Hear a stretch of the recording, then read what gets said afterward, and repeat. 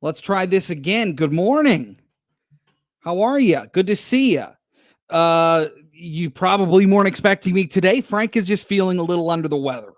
He texted me early this morning, and so I'll be with you this morning. So we got a lot to talk about, including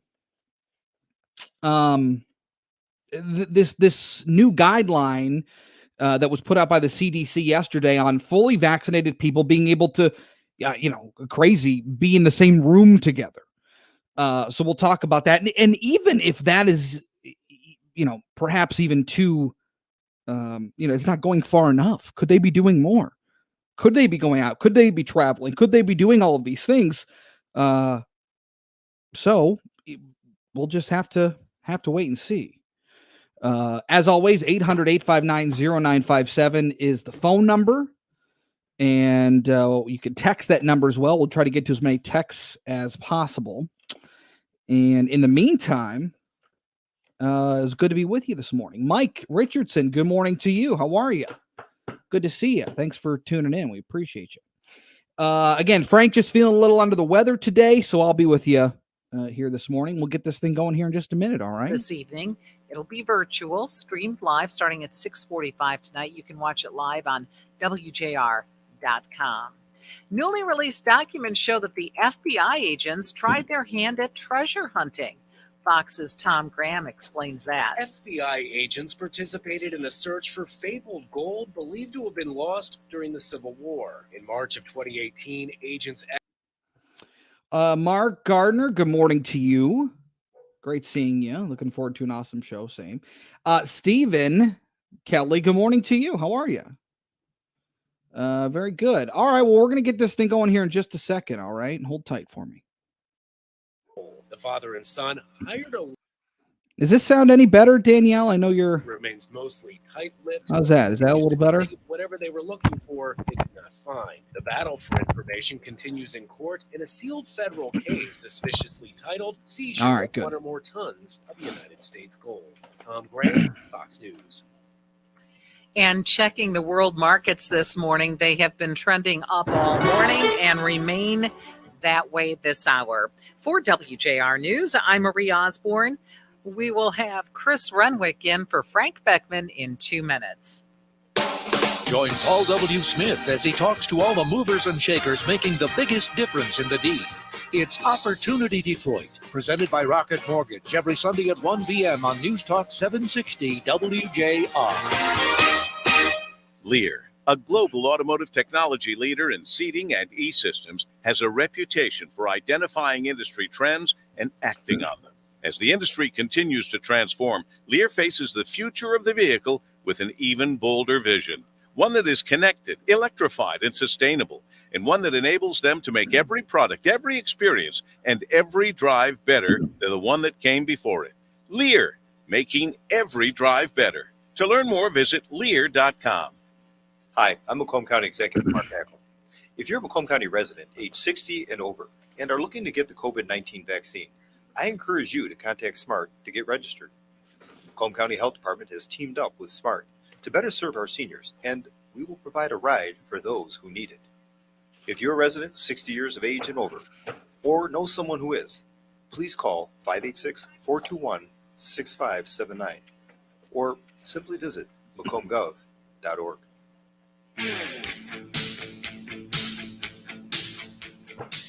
Now sitting in for Frank Beckmann, here's Chris Renwick.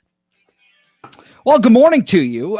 Yes, I am not Frank. Frank texted me early this morning and said he was not feeling well. I think we all can kind of relate here. This time of year where, especially this week, weather gets real nice.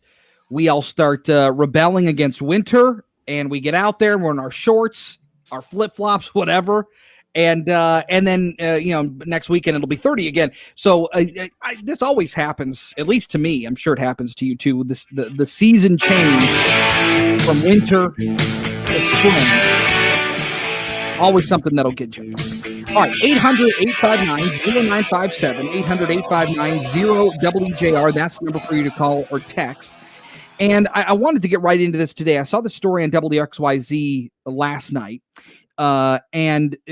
Basically, there had been so many questions surrounding. I'm talking with the Michigan Economic Development Corporation's Josh Hunt, the Executive Vice President and Chief Business Development Officer, and Michelle Wildman, Senior Vice President for Community Development. Michelle, in general, what is the MEDC? The MEDC is the lead agency responsible for marketing Michigan, fostering relationships, attracting businesses to the state, and supporting vibrant, diverse, and sustainable communities. So, Josh, for businesses that are considering branching out, why should they choose Michigan? Businesses should choose Michigan for our pure Michigan quality of life. We have a diverse and abundant workforce. We have a business-friendly environment and are close to global supply chain assets. Here in Michigan, we make things, and there's no better place to bring in product than right here in Michigan. And the MEDC has a list of programs that help accomplish that mission. Michelle, what is the RRC? Our Redevelopment Ready Communities program, which is a voluntary, no-cost certification program, Can you hear me? Hello? promotes effective redevelopment strategies that provide formal recognition that a community has a vision for the future that makes it right for future development. And Josh, that's just one tool in the toolbox, isn't it? We have a carefully cultivated set of tools and programs, whether it's from entrepreneurship and innovation efforts or access to capital. We provide the tools that companies need to grow. We also support economic growth through our Michigan Business Development Program to help attract highly competitive projects to create good jobs here in Michigan. Learn more about the MEDC at michiganbusiness.org. Check.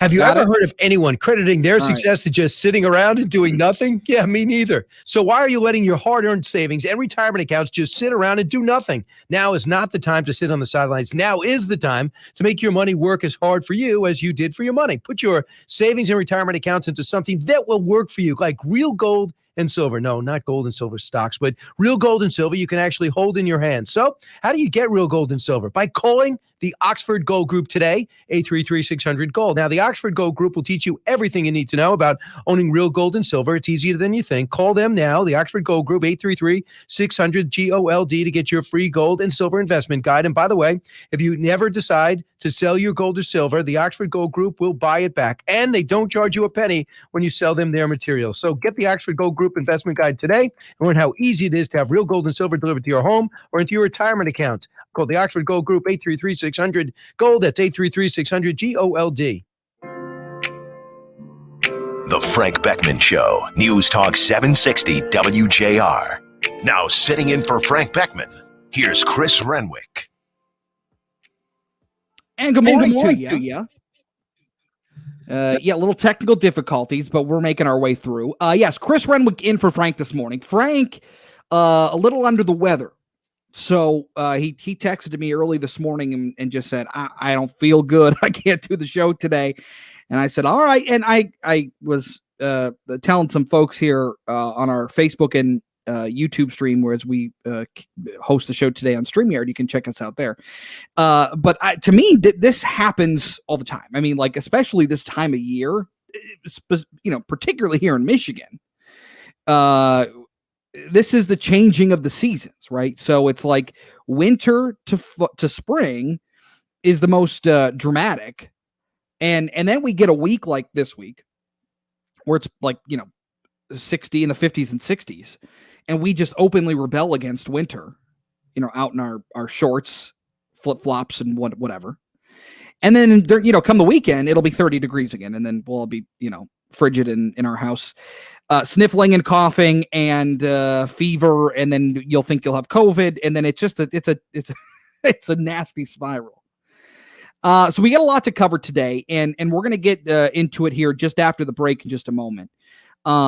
But we have talked extensively about what's been going on in New York with Andrew Cuomo and his administration, and I'm not even talking about his allegations of sexual assault. I'm talking about the handling of nursing homes in his state. Basically, he's hidden the numbers, and then they go in the dead of night and go on their website and change them like nobody would notice. And so there had been so many questions, so many concerns that something similar was happening here in Michigan. Were the numbers undercounted? And even taking it a step further, the governor says she's been following CDC guidelines and following what they were supposed to do and what they were being told by federal officials. But the question is, now, as we continue on down this road, could the governor face charges on something like this? We'll get into that in just a second with former state senator who says, look, there are some questions here that may lead to that answer being yes. 800-859-0957, 800-859-0WJR. That's the number for you to call or text. 913 off to the roadways we go. Check things out there with Dana Clark. This report is sponsored by SmartMouth, the only 24-hour mouthwash with twice daily use. Stay fresh out there with SmartMouth mouthwash, the only mouthwash that provides 24 hours of fresh breath with twice daily use. So whatever the day may bring, you can stay sunny with a side of fresh. Grab a bottle today. New larger size now available at Target, or visit smartmouth.com to find a retailer near you. Looking at some construction in the midday along 696 westbound at Woodward. That ramp is closed for construction until 3 p.m. A slow ride along 696 westbound between Woodward and Coolidge. Now, WJR weather first from the Weather Channel. Over 31 years in business, over 450 combined years of experience installing windows. Trusted specialists at Clarkston Window and Door. And now to take advantage of 31% off install windows, doors, and garage doors. 248-338-6781 or clarkstonwindow.com.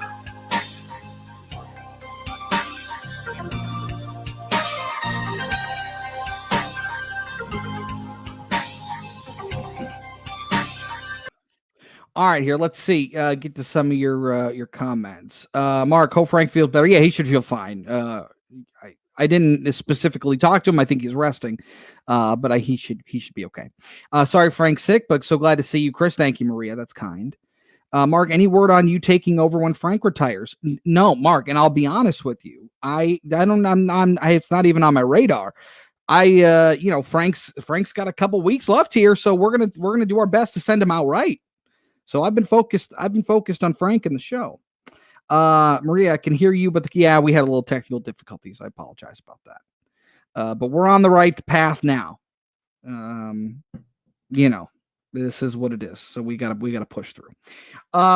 Also something that we're going to be talking about today that I found to be kind of interesting. I'm going to get it right.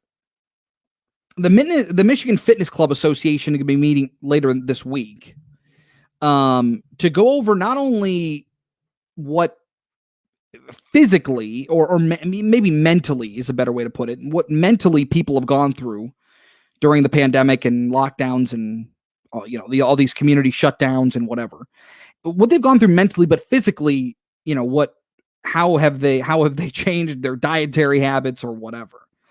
So that's an interesting angle that we haven't really talked a lot about, because, again, it's just everybody's been focused on staying healthy, just not getting the virus, let alone, anything here. So we'll get into that. Now in for Frank. Here's Chris Renwick. 800-859-0957. That's the number for you to call or text. All right. So talked a little bit about it before the break. The situation with the governor and her administration and the way she's handled nursing homes and deaths in nursing homes. Has she done it properly? Were things on the up and up? Are we seeing anything that we're seeing out in New York? Could we be seeing any of that here? And then even furthermore, could the governor face charges for any of the handling of COVID, nursing home deaths, any combination of that? Help us talk it out. Pete Lucido, the Macomb County prosecutor and former state senator, now joins us this morning here on the Frank Beckmann Show. Prosecutor, good morning to you. Hey, good morning, Chris, and good morning to all the listeners. And I appreciate being on because I think this issue needs to be put to rest once and for all. Open the books, let's see the numbers, be transparent, and come before the public and answer the questions. The questions that we want to give you so that we all know your answers so that you can be held accountable. Just like we don't know about the hush money that was paid out to 3 individuals that were at her key staff, like the Robert Gordon, who was her director of health and human services, who left in the middle of the night. And it's a director. All these individuals got money that are taxpayers, and we need to know why. Was there a reason? Was there a reason that they can't talk about it now?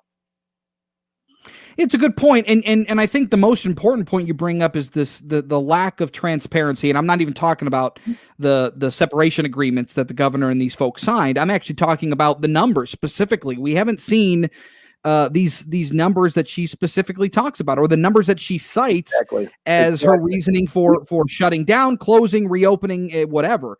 And so my question to you is the governor open for some sort of liability, be it criminal or otherwise, in connection to what's happened in the nursing homes in relation to COVID-19 in Michigan? Okay, the first thing I want to say, Chris, to you and to all the listeners is this is not a partisan. By far, it's not partisan at all. It is a public policy that I believe has been breached by the doctors that I've spoken to and the experts.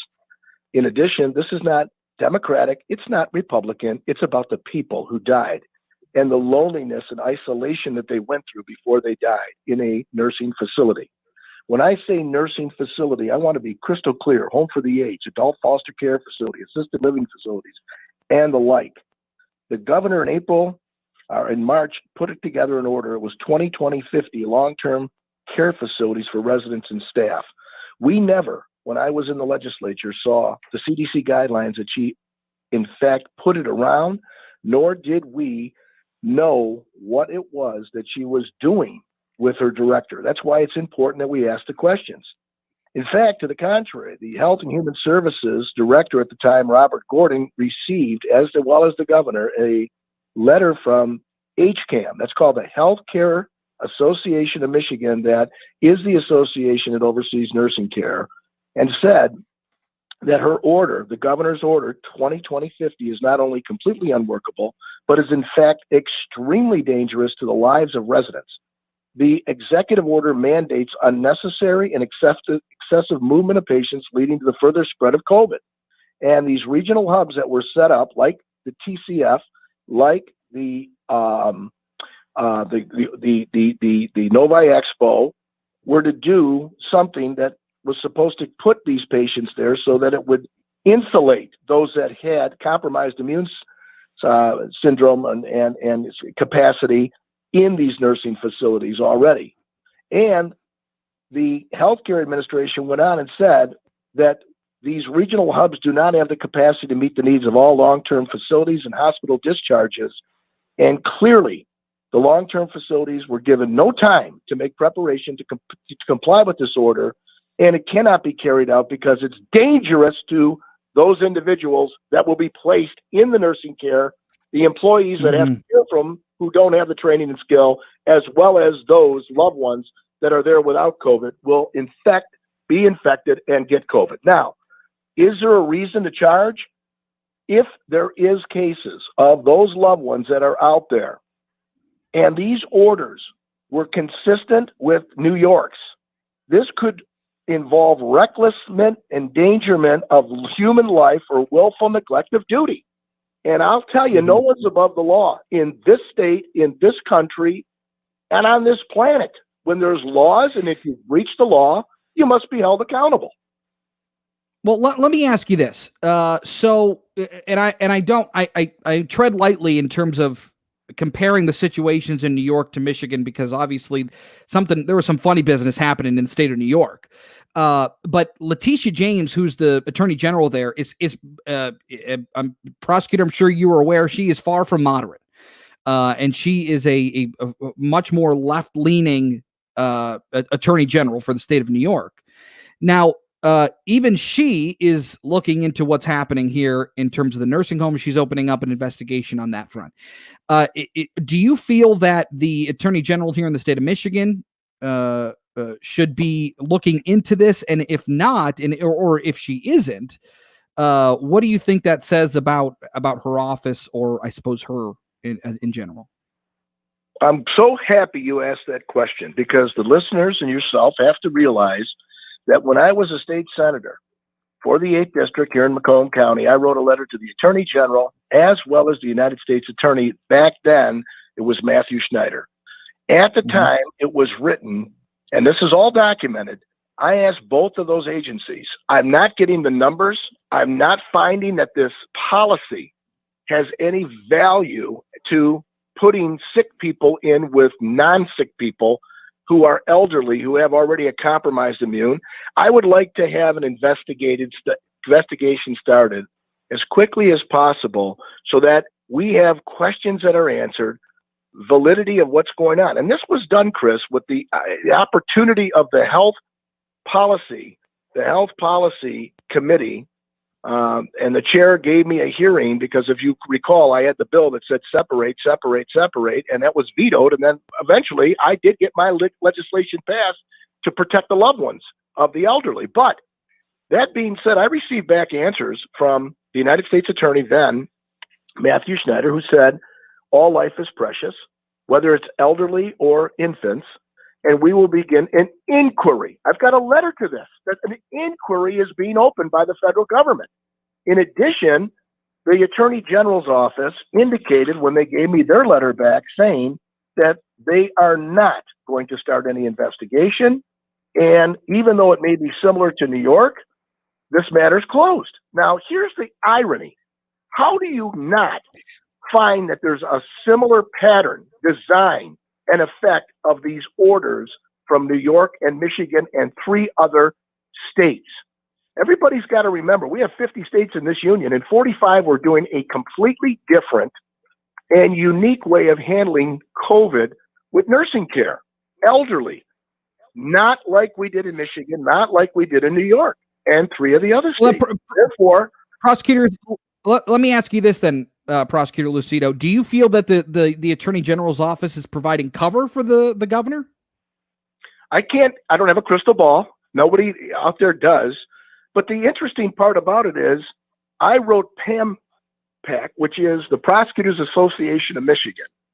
And I asked them, now that I'm a prosecutor and I started January 1st, I would like some direction if I get a case that deals with a nursing home issue that I saw when I was in the Senate.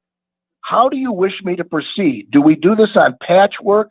Because I want to believe that the best way to handle it is there's 83 counties in Michigan. Let's just give it to the Attorney General and have her do her job. And they said, this is Pam, the Prosecutors Association of the State of Michigan, who is my association. Thank you for reaching out to us. We're glad that you are one of our new members. However, if you have any concerns with this issue, you should be looking to the Attorney General's office, which they do statewide investigations, just so that we don't create patchwork. So everybody listening out there, if the Attorney General's office is charged with looking at the entire state, because she's the chief law enforcement official of the state, I'm only of Macomb County. Why do we want to have gaps in the way we investigate things and conclude whether or not there is a law that's been broken? Or how about this? Investigate it, and if everything's on the up and up, doesn't that only help your case? Doesn't that only make people trust in the way that you handled something?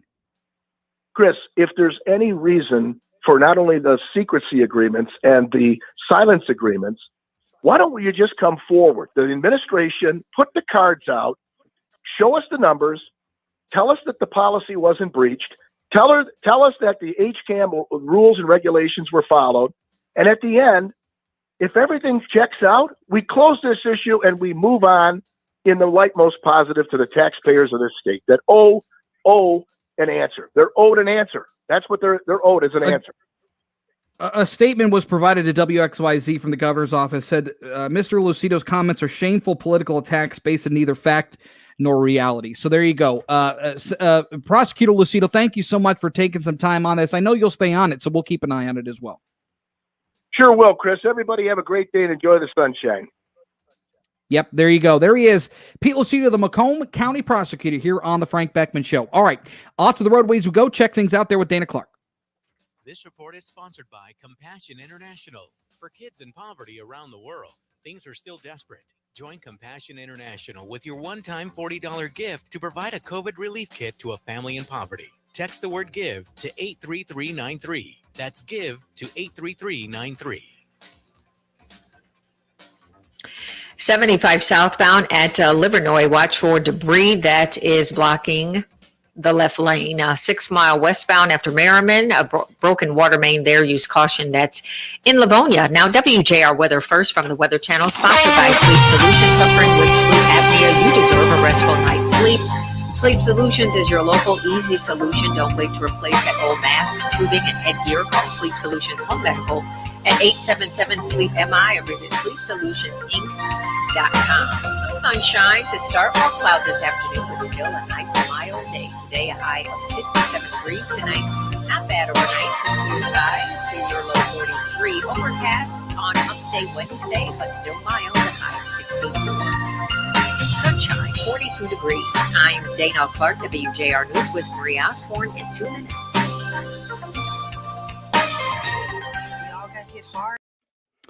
All right, here. Let's see. Let's get to some of your comments here. Where did I leave off? There should be at least a start of an investigation into governor's handling of senior citizen homes. Again, unless that they're just they don't. I mean, unless there is just no evidence to show that the state and the policies established by this administration played any role in deaths or in, any sort of shenanigans. If that's the case, then I guess there wouldn't be a need for an investigation. But if there's any sort of doubt, if there's any sort of gray, if it's not just black and white, then I sure would like to see, something looked into.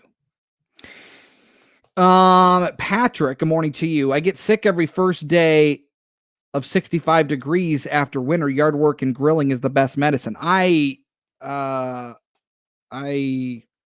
with that. And maybe we'll do some grill today. We didn't get to grill yesterday. I would have liked to, but we didn't. But I'm one of those people that it's like, okay, 55 degrees, shorts. Like I'm once we get towards the end of winter, I'm done. That's it. I'm moving on. We're moving on from winter. And I say 55, although that's kind of a joke. It's probably more like 45. GT Earns, isn't the Attorney General supposed to deal with that? Why is Charlie Duff filing a lawsuit against her and not Dana Nessel? Well, that's kind of what I asked Prosecutor Lucido. Again, I would suspect that the governor's office or the attorney general's office is the one that would bring that up. But we'll obviously that hasn't happened yet. The prosecutor brought up many great points. Mark says, GT, our governor and secretary of state and attorney general operates like a gang and not separate branches of government. Well, I mean, in terms of their collaboration, I guess I don't know for sure, so it's hard for me to speculate. So we'll get to more of your calls coming up. We'll get to some texts coming up, and we'll get this second half of the 9 o'clock hour going. But yeah, it's beautiful out. I mean, I had to take my my son to my mom's this morning, obviously, because I'm doing the show. He would just be he would be quite a hindrance in me talking with you folks. So I had to get him out of the house. But I went out. It's incredible out there. I mean, it's incredible. It's beautiful out, and it sounds like that's what it's going to be like all week. And then this weekend it gets. Why? It's always how it is. It's like the weekend's nasty, but the weeks are great. They operate in concert with each other, not separate from each other. Well, it's again, that's kind of why I asked the follow-up question the way I did, because it's important that we know if he thinks that the attorney general is just shielding the governor. And that's not something we want to see. So that's where this gets a little dicey.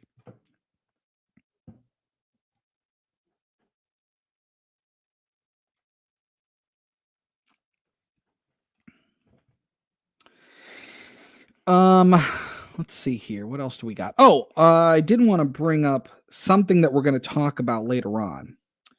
And this is about the vaccinated folks in our country. Now the new CDC guidelines. And we'll do this at 10:05 with one of our regular doctor guests to shed some light on this. But now the CDC is saying, look, if you are fully vaccinated and you know somebody, one of your friends is also fully vaccinated, you actually can hang out. Like, you can go to each other's houses and have a beer or drink wine or whatever, and it'd be fine. It'd be fine. But only if you're fully vaccinated. Only if you got Moderna or you got Pfizer, you got both vaccines, you got both doses, or if you got Johnson & Johnson, away you go. And my question is, for those who are fully vaccinated, is this even not enough? I mean, could people be doing more? I mean, could you be traveling? Could you be whatever, doing whatever you want? So we'll talk about that as well.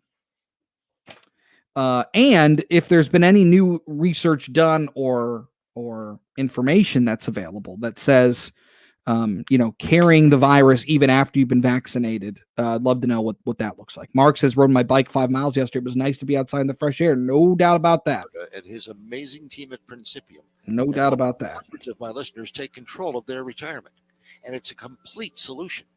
Medicare planning, the second largest expense in retirement. Principium's team is nationally recognized and doesn't play favorites.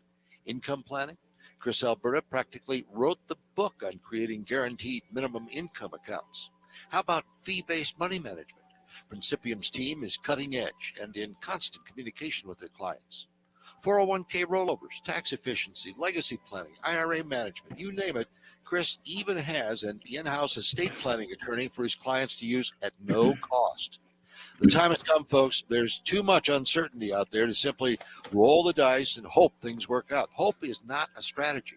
While some advisors push high commission annuities and even more simply convince you that the market will continue its record run, we both know that you need a solution that both limits the risk and keeps the door open for future gains.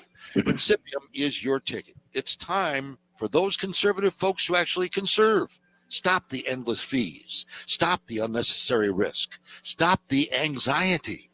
Start retiring the Frank Beckmann way. Less risk, more reward, real relationships. Call the Principium team at 888-800-8949 or visit retirelikefrank.com. 888-800-8949 or retirelikefrank.com.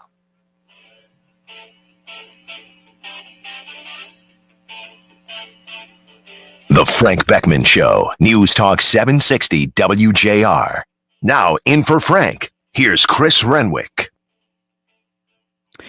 800-859-0957, 800-859-0WJR. That's the number for you to call or text.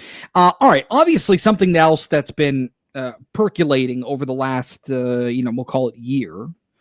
Almost exactly a year, as we head into late March when everything kind of hit the fan. But one of the things that had been talked about early on in the concerns was people's health, both from a mental standpoint and a physical standpoint. As you were locked in your house, as you were quarantining, as you were, your community was just shut down. I mean, there was nothing for you to do. You couldn't go out to a restaurant. We go through, winter. How are people going to be dealing with this from a health standpoint, both physically and mentally? Now, later this week, I wanted to bring this to you now because we're going to run into some stuff later in the week. Michigan State basketball, Big Ten action, that's going to get underway. So I want to make sure we brought this to you today.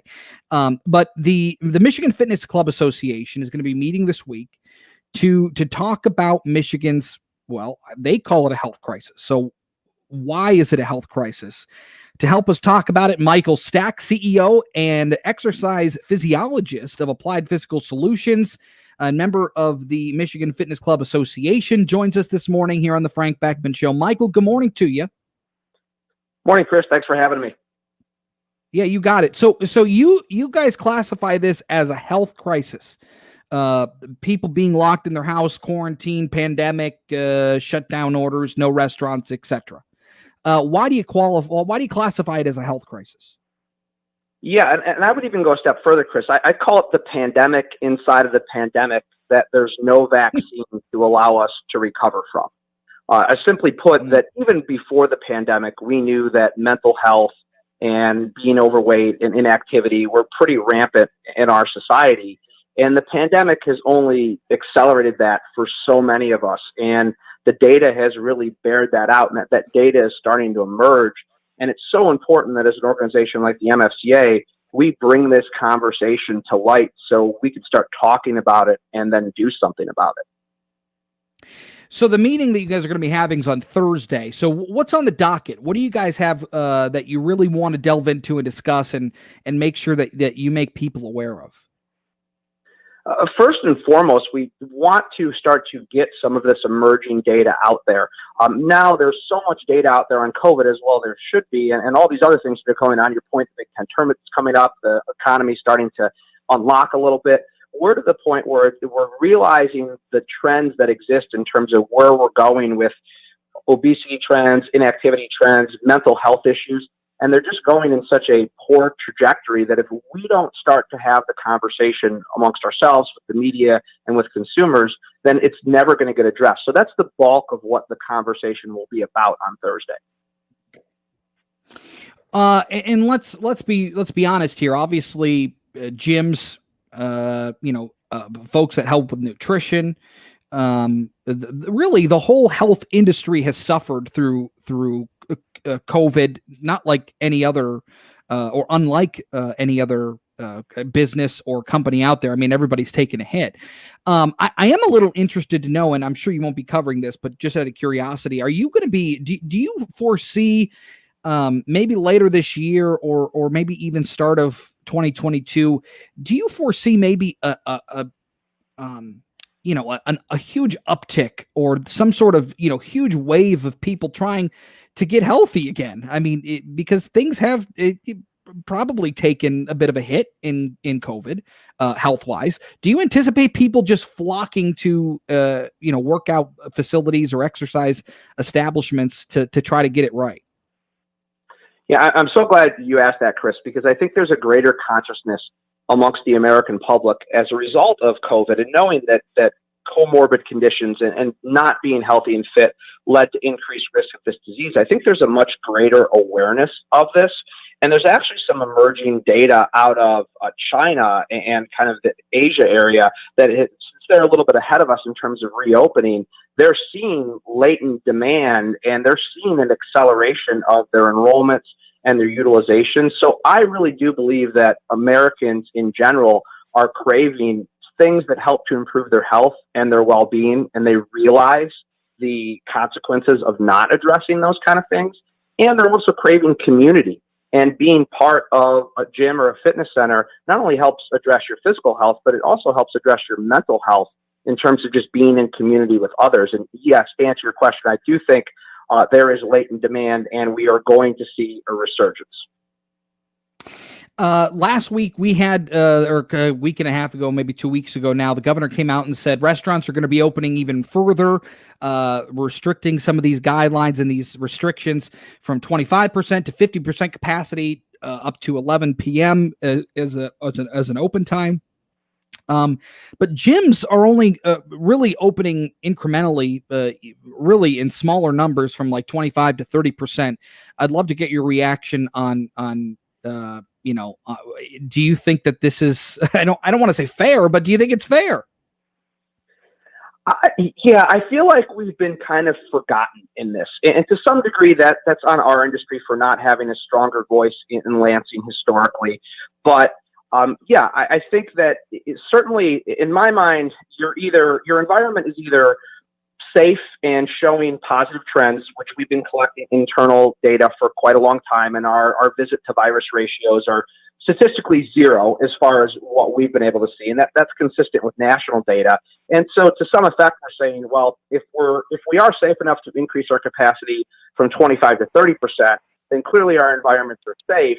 Why is that capacity not going up further? And The challenge with that, Chris, really is that 25 to 30%, practically speaking, for many of the MFCA member facilities means 5 to 10 more people in our facilities at any point in time. And we're still in a debilitating position from an economic perspective. So while we respect the state's reasons for wanting to try to keep us safe, the data just doesn't bear it out. In the pandemic. Michael Stack, CEO and exercise physiologist of Applied Fitness Solutions, member of the MFCA. We always appreciate your time with us. Thank you so much. Thanks so much, Chris. You have a good day. Yep, there you go. You do the same. All right, 800-859-0957. We'll get to your phone calls next. But first, off to the roadways with Dana Clark. Other car. Right. All right. Roadways are not looking too bad. Looking at debris along 75 southbound at Livernois, it is blocking the left lane. Now, WJR Weather First from the Weather Channel, sponsored by Shelving.com. Shelving.com can help you save money and prevent workplace accidents with its free 10-point warehouse safety inspections. They offer in-person and virtual options. Schedule your free inspection today on Shelving.com. Shelving.com, we rack your world. Mid-50s, that's still Tampa's degrees above average. 42 tomorrow, mostly cloudy mid-60s. Chance of rain Wednesday night to Thursday. From the Weather Channel, I'm your host, about 760 WJR. For over 100 years, Absopure has remained committed to serving communities throughout Michigan. And now, in your changed work environment, Absopure is ready to serve you just as they always have. Absopure is dedicated to providing offices with top-notch refreshment and top-notch service. They offer a variety of bottled waters for office delivery, including natural spring, steam distilled, and vapor distilled with electrolytes. And each variety comes in an assortment of sizes, ranging from individual bottles to 5-gallon jugs. And refreshment doesn't stop at water. Absopure is your go-to provider for a delicious assortment of coffee and coffee goods to power your workday. Whether it's by the pot or by the cup, they have the brand you love with the service you expect. Let Absopure make staying hydrated and fuel. All right, let's see here. Mark says, rode my bike 5 miles yesterday. Nice to be outside in the fresh air, no doubt. Clay says, Rush retired a few weeks ago, and Frank is retiring March 26th. Chris and Kevin can fight over what slot they get. I don't know about the, come on. No. We've got, Rush is a valued member of this WJR team. So I'm actually very much enjoying some of his old, takes on things and his, some of his thoughts that he shared with us over the years. Pretty interesting. And yeah, I've been focused on Frank's I can't believe this ever since he announced it a couple months ago. It's just this, I can't believe it's here already. So we gotta send Frank out right. So we're gonna do him right.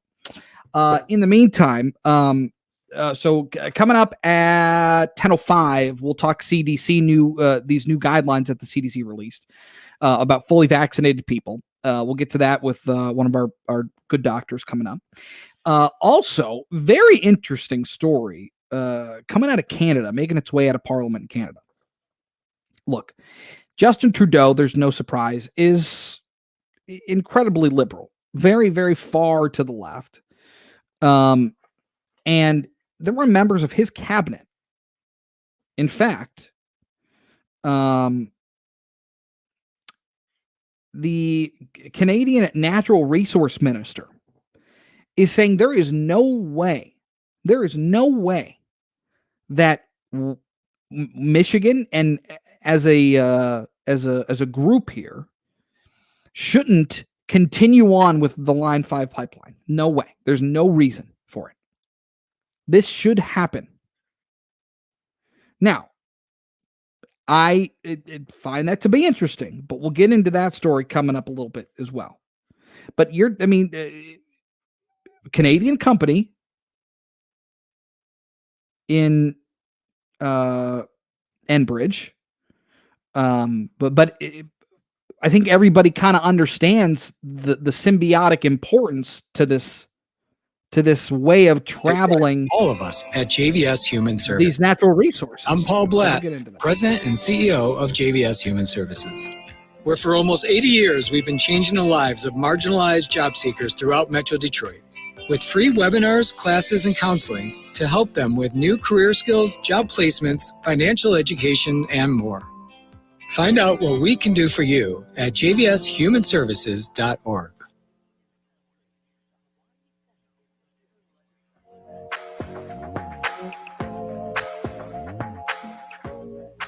The Frank Beckmann Show, News Talk 760 WJR. Now in for Frank, here's Chris Renwick. 800-859-0957, 800-859-0WJR. That's the number for you to call or text. I want to get to a phone call here. Let's go to Findlay, Ohio, talk to Joe. Good morning, Joseph. Hey, good morning. Thanks for taking my call. Can you hear me okay? Yeah, I got you. What's up? Okay. I like your talks with Chief Craig from time to time.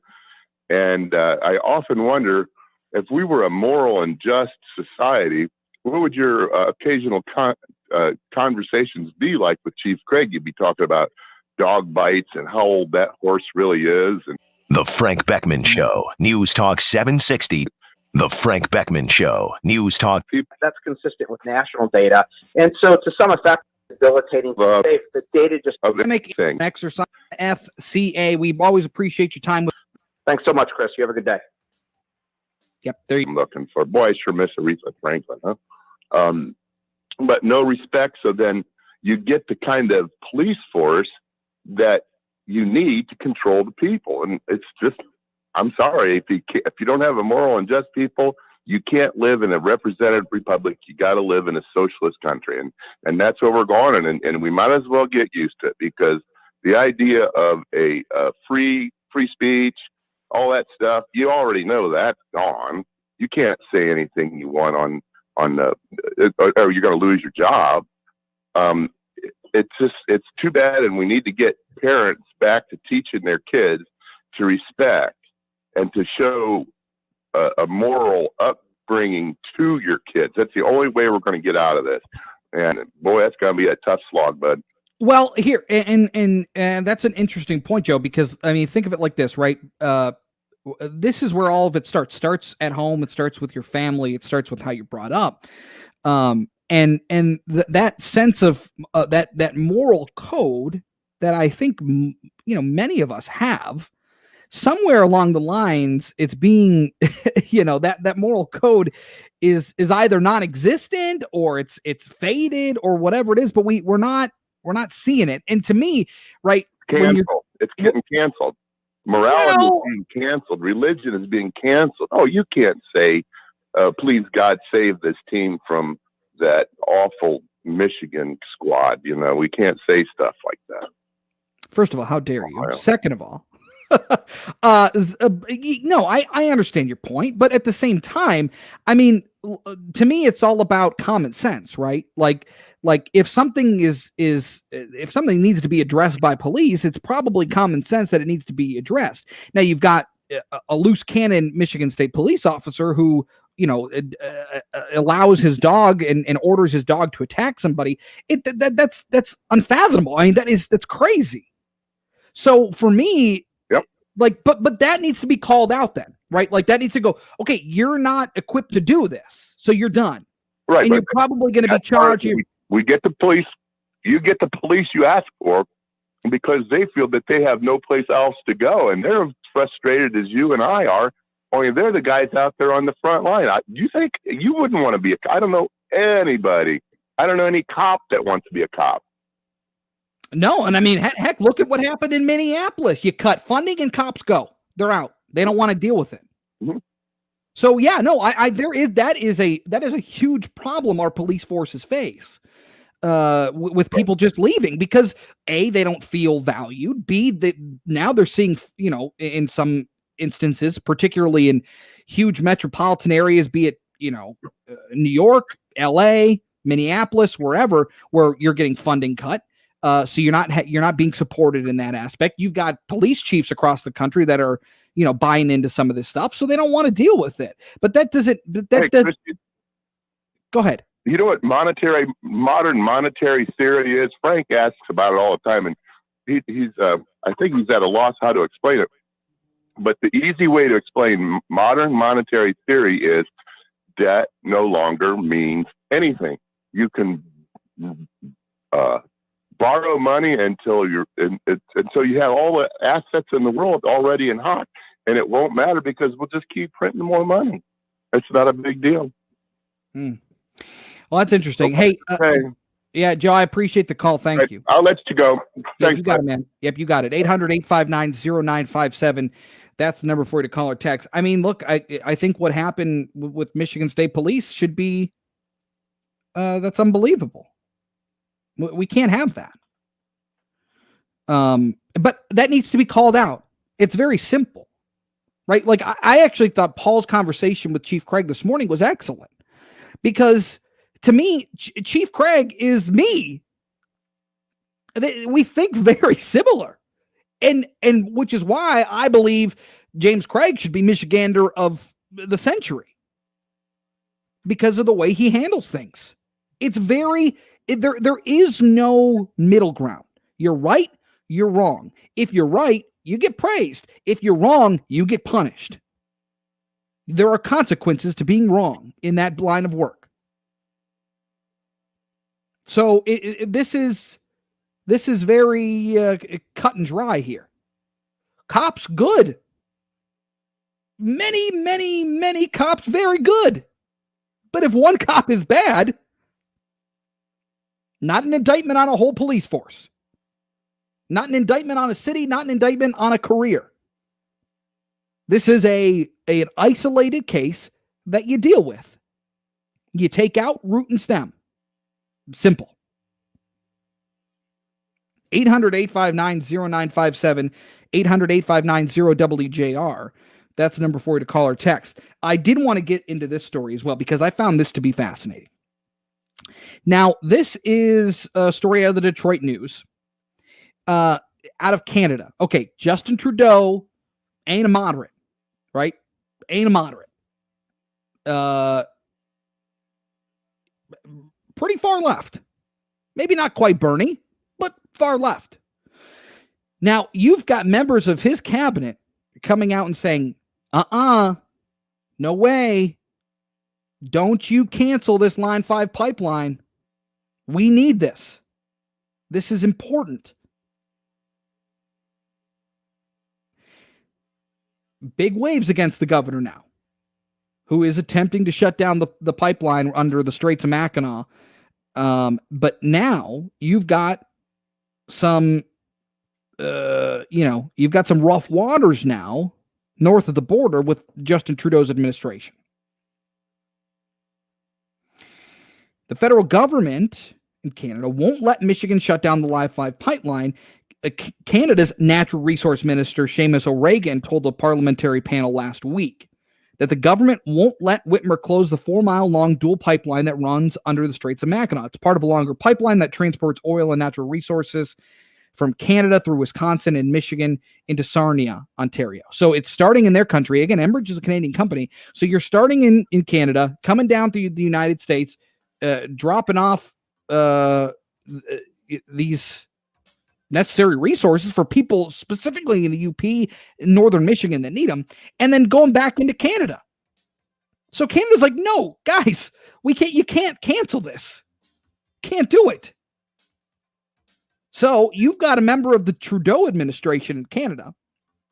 Again, Trudeau ain't employing many conservatives up there, saying that no way can the state of Michigan cancel this.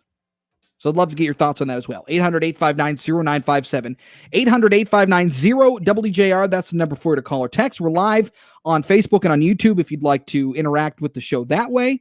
In the meantime, at 9:57, we'll get a checkup on our road situation with Dana Clark. Dana. New accident reported in the road construction area 75 northbound at 14 Mile Road. It's blocking the right shoulder. Expect delays at Water Main. Still causing a slight delays in Livonia 6 Mile westbound after Merriman, I should say, looking at a broken water main. Now, WJR weather first on the Weather Channel, sponsored by North Bloomfield Properties. If you're looking for a place to call home, let North Bloomfield Properties find the best place for you and your family. They also provide free screening quality tenants to their property owners. They love to match good people to good homes. Contact them today, roofingpro.com. Sunny start, more clouds this afternoon, but still mild. The high of 57 tonight, clear skies. Your low 43. Clouds really roll in on Wednesday, overcast. Also, wind gusts possible, a high of 64. Sunshine, 46 degrees.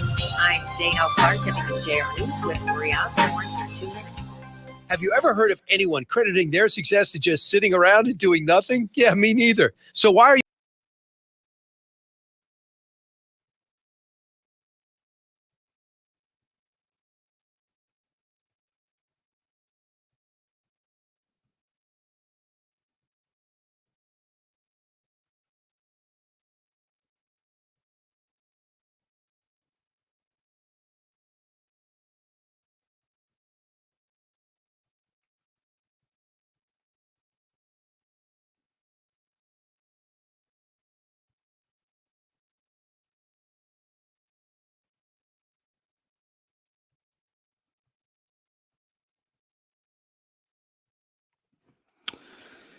All right, here, let's get to, a couple more of your comments here.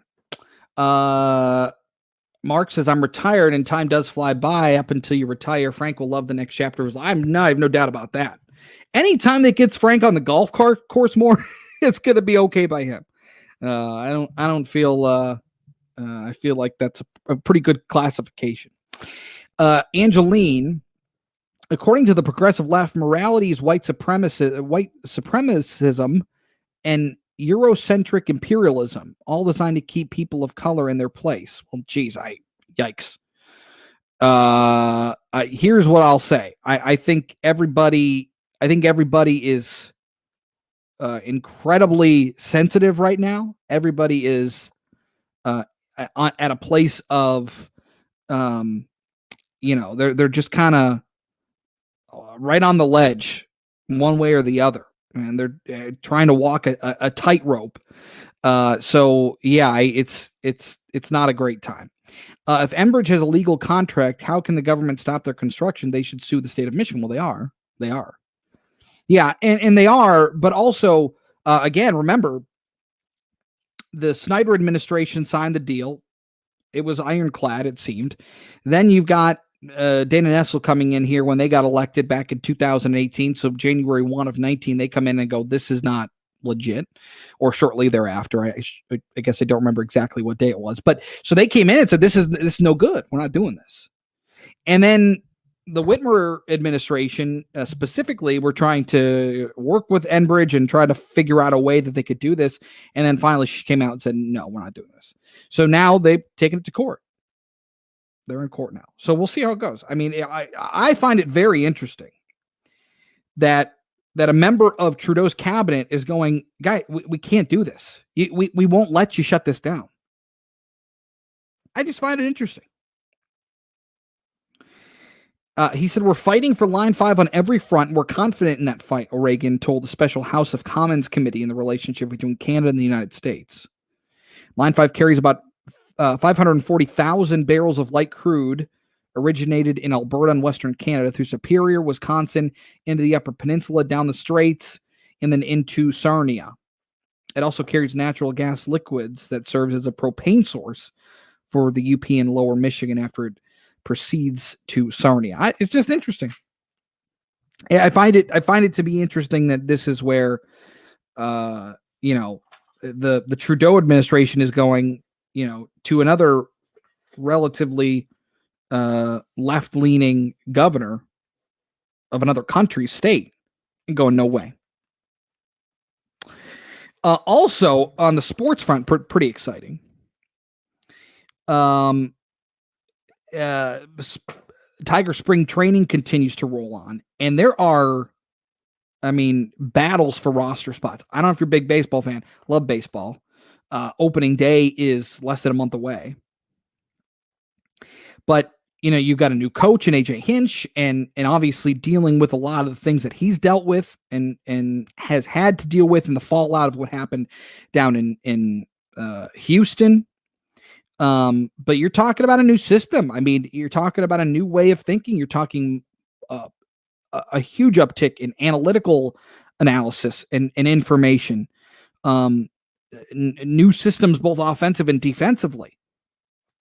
So it's just interesting. I'm really interested to see how this is going to impact somebody like Miguel Cabrera, who has noticeably taken a dip over the last couple of years, and he's been banged up from time to time. So that's not totally shocking, but just in terms of, will this new system be kind to somebody like Miggy? So that's interesting as well. GT says, it seems Enbridge can operate fully normal until all legal challenges are settled. I think that's true, especially with the pipes that are in the water there in the Straits. As a black conservative, I'm more afraid of BLM than white supremacist groups. Well, I mean, I think everybody needs to question, that whether it's groups you follow or political parties. I think there always needs to be some sort of, you always need to be questioning what people are doing or their reasons or their ideas or whatever. Rob says Miggy will be on the DL in May. How dare you, Rob? Yeah, unfortunately, that's over the last couple of years. That's been the trend. It's good to hear from you, Rob. But yeah, I just hope. I mean, it would really benefit this team if he gets going. I think everybody kind of feeds off Miggy, because when Miggy's on and having fun, again, it's been a number of years now since we've seen that side of Miggy, but fun, hitting the ball out of the yard, Miggy is an infectious character and person to have in the locker room. So if he goes well, if he plays well and can stay healthy, it would benefit the team. And of course, the talk out of Miggy looks great. Miggy has looked great in every spring training for the last 15 years. It's pre-loss. That's a good old bit. We here at WJR have trusted them to help us, and so can you. 50 years strong, EJH Construction. They are the only choice. Call 800-854-4534 or go to ejhconstruction.com. Attention, Flint water users. A $641 million settlement has been reached involving those who were exposed to water from the Flint water treatment plant between April 25th, 2014 and November 16th, 2020. In order to participate in the settlement, you must file a registration form by March 29th, 2021. To learn more, including how to register to participate, call 1-800-493-1754 or visit www.officialflintwatersettlement.com. The Frank Beckmann Show, News Talk 760 WJR. Now sitting in for Frank Beckmann, here's Chris Renwick. 800-859-0957, 800-859-0WJR. That's the number for you to call or text. Interesting new guidelines coming from the CDC, specifically in terms of folks who have been fully vaccinated, whether you receive Pfizer or Moderna and you get both of your doses, or you have received the Johnson & Johnson vaccine, the single dose Johnson & Johnson vaccine. Now the new CDC guidelines are saying if you're fully vaccinated, you can be in the same room with people who are also fully vaccinated. And it's an interesting notion. I don't think it's like shocking. It's not like, somebody just invented the wheel and we're all just like in shock and awe. But it does seem to be another step that the CDC is willing to take to say, look, we're as more people get vaccinated, as we inch our way towards some sort of herd immunity. This is a good step and a big step for folks who are fully vaccinated. To help us make sense of this, and really, I part of me wants to know is, can we even take this further? Is the CDC kind of still playing this close to the vest? Dr. Matthew Sims, Director of Infectious Disease at Research with Beaumont Health, joins us now this morning. Doc, good morning to you. Good morning. How are you? I'm terrific. So what do you make of this new guideline from the CDC? if you're vaccinated and Susie down the street is vaccinated, you guys can be in the same room together without masks, without social distancing. If you both are fully vaccinated, what do you make of that? It's a step that makes sense, and I'll tell you why it makes sense. Think about what we've been saying for, since the vaccine came around. We have to get to herd immunity in order for people to stop wearing masks, right? And the whole idea behind herd immunity is everybody, or the majority of people, if you've got COVID, the majority of people you might be exposing yourself to can't get it because they've got antibodies. They're immune from the vaccine or because they've had COVID before, right? That's the whole concept of herd immunity. What this is sort of taking herd immunity down to a small group, right? Mm-hmm. It's saying that if you've been vaccinated and everybody else in that room's been vaccinated, well, for that room, you have herd immunity. And so it's safe for all of you to not wear masks. Now, the guidelines also say fully vaccinated people don't need to quarantine or take a COVID-19 test if they've been exposed unless they're symptomatic.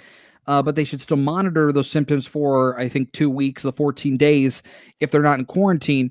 I guess, has there been any further information made available to you or other doctors, certainly other infectious disease professionals, that would lead any credibility to in terms of what happens if you if you get vaccinated? Are you still potentially a carrier? So far, no, there has not been a lot. There is some data that suggests that you're at lower risk to carry it, and that you might carry it for a shorter time. But absolute data, it's just not there yet. Is there a certain threshold number of people you like to see on data like that? And I may be looking at this too much in a vacuum, but do you like to see 100,000 people? Do you like to see 1 million people, 10 million people? What do you like to see on where you're confident in what these numbers show? Yeah, again, it's a really difficult sort of a question to answer. What you really wanted to see is that that people don't shed the virus when they're vaccinated. Getting to that answer is not an easy thing. In theory, it could just be done if everybody just got tested. You take 100,000 people who were vaccinated and you let them walk around without masks and you just keep testing them, you get the answer eventually. But it's just not practical to do. Sure. Right? It still violates safety. It would be unbelievably difficult to sort of just keep swabbing, and you still might miss it, right? If you have a 2-day window and you're swabbing people once a week, you still might miss it. Sure. So it's just going to be the kind of thing that's collected over time as data just sort of trickles in on the occasional person that was vaccinated and got it and potentially spread the virus. And what we're going to see. Yeah, it's just going to be slow. Yeah, and I think in your line of work, and it certainly correct me if I'm speaking out of turn, but you guys are very data driven, right? You look at the numbers, and that dictates what how you operate. Now, my question to you is: do you feel that even these CDC guidelines, as we look at it and go, "Yay, this is great," we're going to be able to, once we get vaccinated, we're going to be able to see family members or hang out with friends or whatever again. But do you feel that even this is still playing it kind of conservative? Like, could people who are vaccinated, could they be doing more things? CDC is still advising not to travel. CDC is still advising people to remain low, relatively low. So do you feel like even this is still kind of conservative for the CDC? Well, yeah, I think this is a step, right? And I think that there's a couple of things you can think about. Number one, this is sort of, it makes sense. Like I said, it's like you have a small group of herd immunity. So it makes sense, and it sort of gives people who have gotten the vaccine a little boost, I guess, for you've gotten the vaccine, now look, you can do a little more. And then I think it's a little bit of a carrot for the people who haven't gotten the vaccine yet to say, look, if you get the vaccine, it's safe to do these sort of things. But I think eventually this is moving toward this thing that we've been talking about on and off for more than a year now, which is this whole idea of an immunity passport, right? Yeah. So I think, and again, this is just my personal, my personal thoughts based on, lots of things that I've read and lots of people I've talked to and et cetera. This is not any insight to the mind of the CDC, so to speak. Mm-hmm. But, I think that eventually, to get on a plane, they're going to want to see proof of vaccination.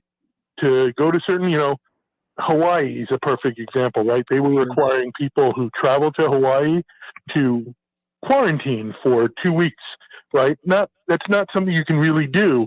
Like if you get a 2-week vacation to go to Hawaii, that's great. You can't spend the whole time in quarantine and take a month, Right. Yeah. But I think that maybe, Hawaii might turn around and say, you want to come to Hawaii? You have to be vaccinated. Things like that. I think those things are potential things we're going to see in the future as sort of another step of, what to do between now and herd immunity. Sure. I think it's potentially another step. And even at the point of herd immunity, it might be that they're going to, airlines might say, yeah, you want to get on this plane, you have to show proof of vaccination. Interesting stuff. Once upon a time, to get a marriage license, you had to, have a negative syphilis test, right? Remember that was like a big thing once upon a time. And that's part of how they basically knocked syphilis really way down, right? Well, if we can get rid of syphilis like that, get your vaccine. Yeah, interesting stuff. Dr. Matthew Sims, always appreciate your insights. Thank you so much. Oh, happy to do. Yep, there he is. Dr. Sims, Director of Infectious Disease Research at Beaumont Health. All right, more to come here on the Frank Beckmann Show. Get your calls and texts next. 800-859-0957. First off, the roadways with Dana. This report is sponsored by Compassion International. For kids in poverty around the world, things are still desperate. Join Compassion International with your one-time $40 gift to provide a COVID relief kit to a family in poverty. Text the word GIVE to 83393. That's GIVE to 83393. 75 northbound at 14 Mile Road, accident blocking the right shoulder, right in that road construction area. About a couple of minute delay through that stretch. Also looking at construction today, 275 southbound at 8 Mile. That exit ramp is closed until 11 a.m. this morning. Now, WJR Weather First from the Weather Channel, sponsored by Liberty Title, protecting property since 1974. $2 billion a year is lost to cybercrime and identity theft in real estate transactions. Liberty Title insures and secures your closing dollars. Now offering creative closing options to keep you safe, including remote online notarization, curbside, and contactless closings. You have a choice. Choose libertytitle.com. A little cooler here today than we were yesterday. Temperatures, however, still a good 10 plus degrees above average.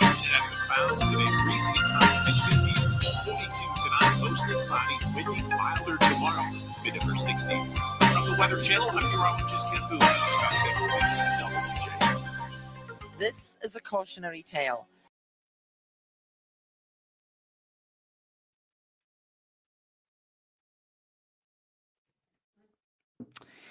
Let's see here. Mark Gardner, I love baseball. My grandfather played for the Indians in 1929 and 1930. Some of his stats are still up there with the best. Interesting. Very cool, Mark. Yeah. Very cool. That's awesome. All right, let's see here. What else are we going to do? March Madness getting underway. Michigan obviously will be in a prime spot to make some noise in the tournament. Michigan State making their way into the tournament for a second consecutive time. Now we've got the Grizz, OU, trying to make it in as well. They are essentially one win away from making it into the tourney. The last time Oakland was in the NCAA tournament was 2011. That was the last time they made it to the tournament. And now in the Horizon League, this is their First time back since 2011 as well in the Horizon League Finals. So if they can win this game, they're dancing, which is awesome. I'll tell you, March Madness is the best. There is nothing quite like March Madness. Like that Friday is unbelievable. It's unbelievable. It's terrific. And so, yeah, it's the best. So to see OU in the mix would be awesome. That would be great. So we'll keep an eye on OU and Campy and the Grizz to see if they can get there. They can take on number 1 Cleveland State tonight on ESPN. Horizon League Championship Tournament game. Make sure you watch it. It's going to be awesome. All right, getting back to the show. To settle your debt for a fraction of what you owe, making it a perfect time to eliminate your debt and save your money during these tough economic times. There are no upfront fees, and we offer a 100% money-back guarantee. But you must call us at 800-805-7728. This opportunity won't last long, so call us today at 800-805-7728. You have enough to worry about. Settle your debt and remove that unneeded stress. 800-805-7728. That's 800-805-7728.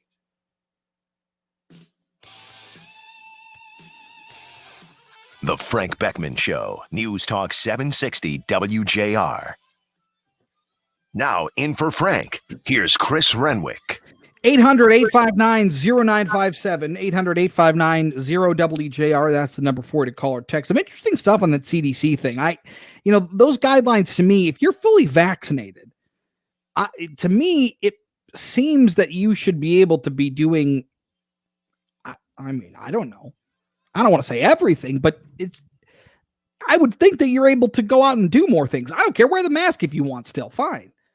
But it seems to me, and that is the guidelines, by the way, even if you get the vaccine, you're supposed to continue to wear your mask. I mean, that's fine with me. I don't care, but go out and do things.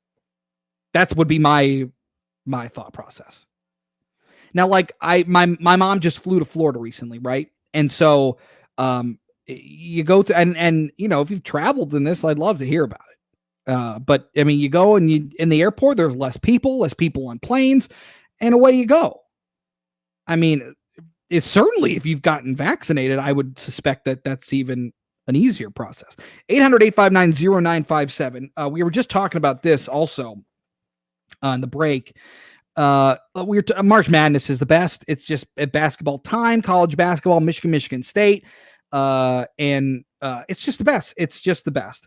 So now, in addition to U of M and MSU, we're keeping our fingers crossed for our friend Greg Campy, the head coach at OU, because the Grizz are just knocking on the door.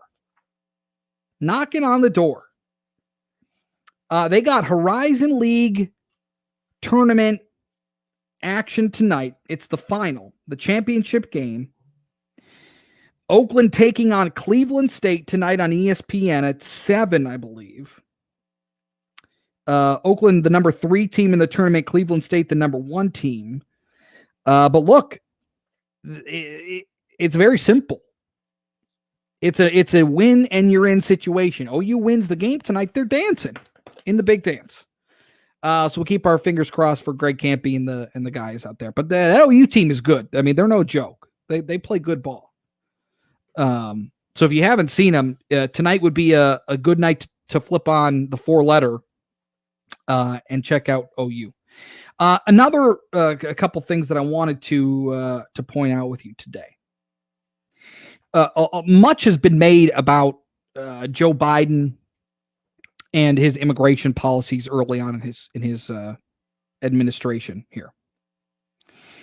Now, Homeland Security Secretary Alejandro Mayorkas on Monday asked DHS staff to volunteer help deal with what he conceded was a, quote, overwhelming number of migrants at the border as the administration scrambles to deal with the escalating crisis.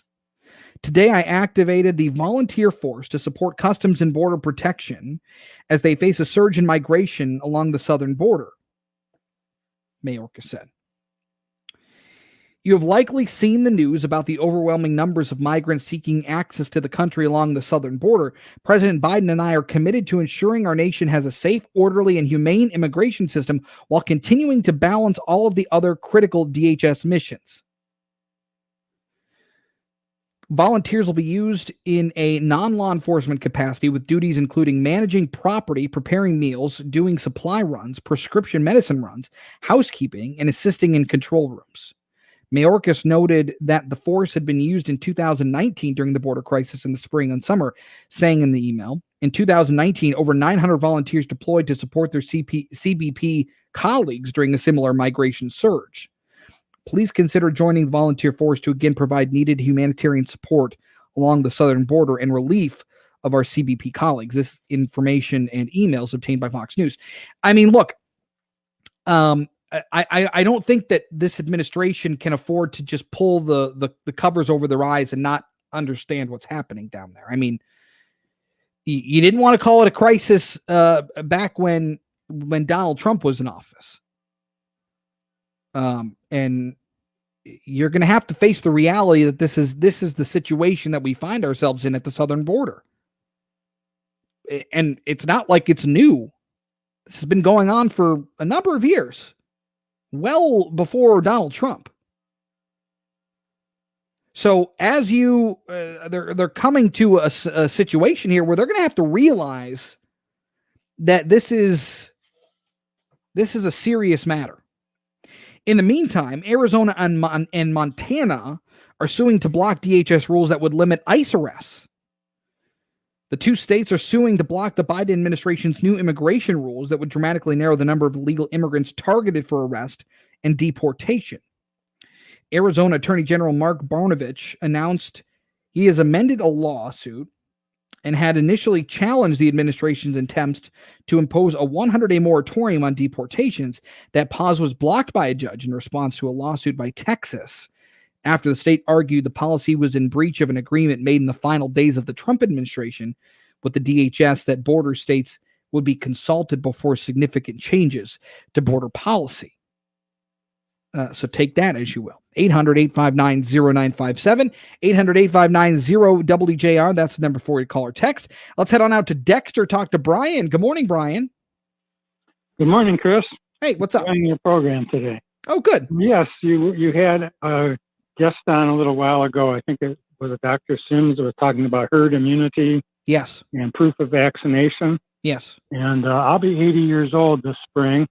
And when I was a kid growing up in Detroit, we frequently went to Canada. Mm-hmm. And when you would cross the border to Canada, they would check everybody in the car to make sure you had your smallpox vaccination scar, that you'd been vaccinated. And this is very similar to what we had back then. Really? So when was that, did you say? What about what years? I would say it was in the 1940s and the 1950s. Huh. No kidding. I never heard that. The vaccination scar. Yes, when you went through the tunnel or the bridge to Canada. So you wouldn't have much of a problem with doing that again, you think? Not at all. I think it's a good idea. Now, some people would say that that's, infringing upon, like, it's not needed information that you would need to, if you're paying for a service, you're paying to use their airline as travel or whatever, that you wouldn't need to use that, but you don't see a problem.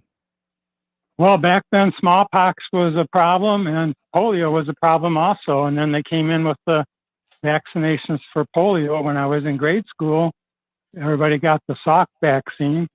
And it certainly wasn't something to take lightly. And for the good of the populace at large, I think it's a good idea to have proof of vaccination.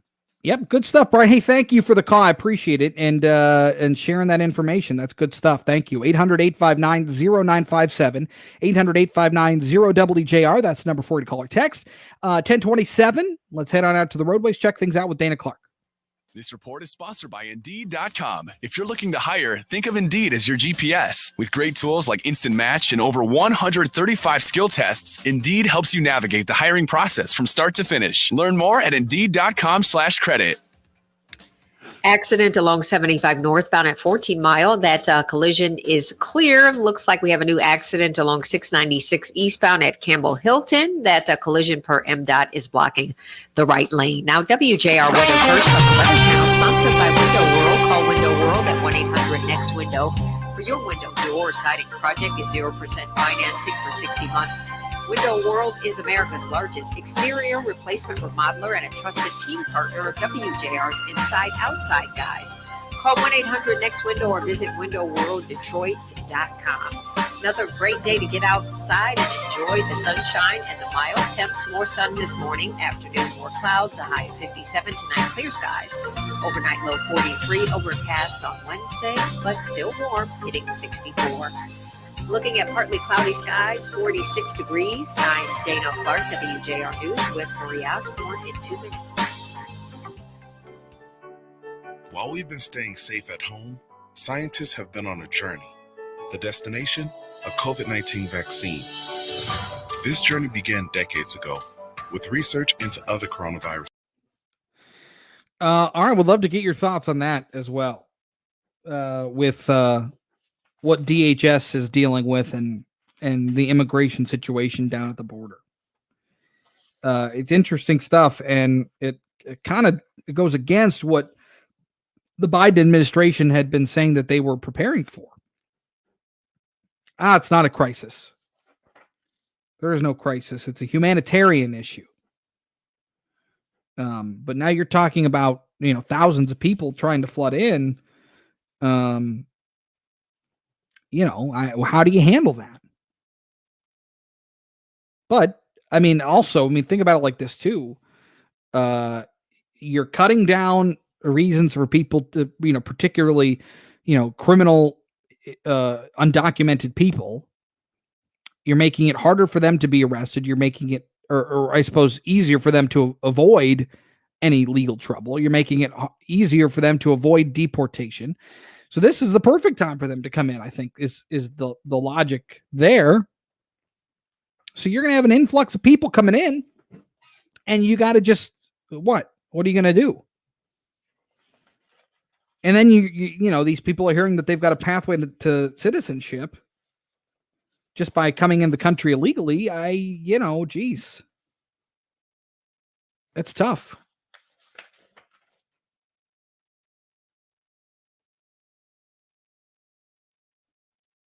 So we'll love to get your thoughts on that too. 800-859-0957. But tell you what, I got to step away. I'm going to grab some coffee. I'll be back here in just a minute. All right. Other places, not to the degree it is here. Craig speaking to Paul W. Smith today. A Tampa police officer died this morning after colliding with a driver heading the wrong way on I-275. Jane Castor, as the mayor of Tampa, says that if Officer Jesse Madsen really did try to swerve in front of the oncoming car in his final moments, it shows how brave Tampa police officers are. If what Chief Dugan has said that he actually took in the last seconds of his life, if he took steps to try to save others by laying down his life, that really is a true testament to the kind of individual that Jesse Madsen was. Castor says that in honor of Officer Madsen, City Hall and all the bridges in Tampa will be lit blue. The House prepares to vote on President Biden's $1.9 trillion American Rescue Plan after the Senate made some modifications to the bill. Fox's Rachel Sutherland reports. The $1.9 trillion American Rescue Plan is expected to pass through the House today or tomorrow, even though Democrats didn't get everything they wanted, including a $15 minimum wage. Most Republicans will likely vote no. GOP Congresswoman Elise Stefanik told Fox and Friends, most of the funding actually doesn't even get spent in this year. It gets spent 2022 or after. Included in the bill, $1,400 stimulus checks, expanded unemployment and food stamp relief, and aid for state and local governments. The White House is planning a signing ceremony, as the legislation has been a top priority for President Biden. Rachel Sutherland, Fox News. Nissan says it's recalling more than 854,000 cars in the U.S. and Canada over an issue involving the brake lights not activating on certain Sentra models. The recall involves the Sentra compacts from the 2016 to 19 model years, of which 807,000 are believed to be in the U.S. Mayor Mike Duggan scheduling his 8th State of the City address tonight. It'll be at 6:45 virtually. You can watch it live on WJR.com. The Covet Diaries NYC premieres on HBO and HBO Max. Fox's Michelle Polino takes a look. Covet Diaries NYC chronicles the lives of 5 young filmmakers as they turn their cameras on their own lives to tell their stories during the first big wave of COVID in New York City. Just scared for him. I love him. He's my only dad. A guy on my shift passed away from COVID. The stories revolve around the families as each have different struggles. Some with mental health and unemployment, others with being essential workers and living with elderly parents and grandparents, some with health issues, and watching as the city gets torn apart after the protests in the wake of George Floyd's murder. Michelle Polino, Fox News. The Dow right now up 214. The NASDAQ is up 417. For WJR News, I'm Marie Osborne. We'll have more with Chris Renwick in a moment. We've been waiting for COVID-19 vaccines to be developed. Now, waiting for them to get to us. But you can do more than wait. You have powerful ways to help slow the spread right now and protect your family and loved ones too. Here's how. Watch your distance. Stay at least 6 feet away from folks you don't live with. It's risky to be indoors with them too. And of course, avoid crowds.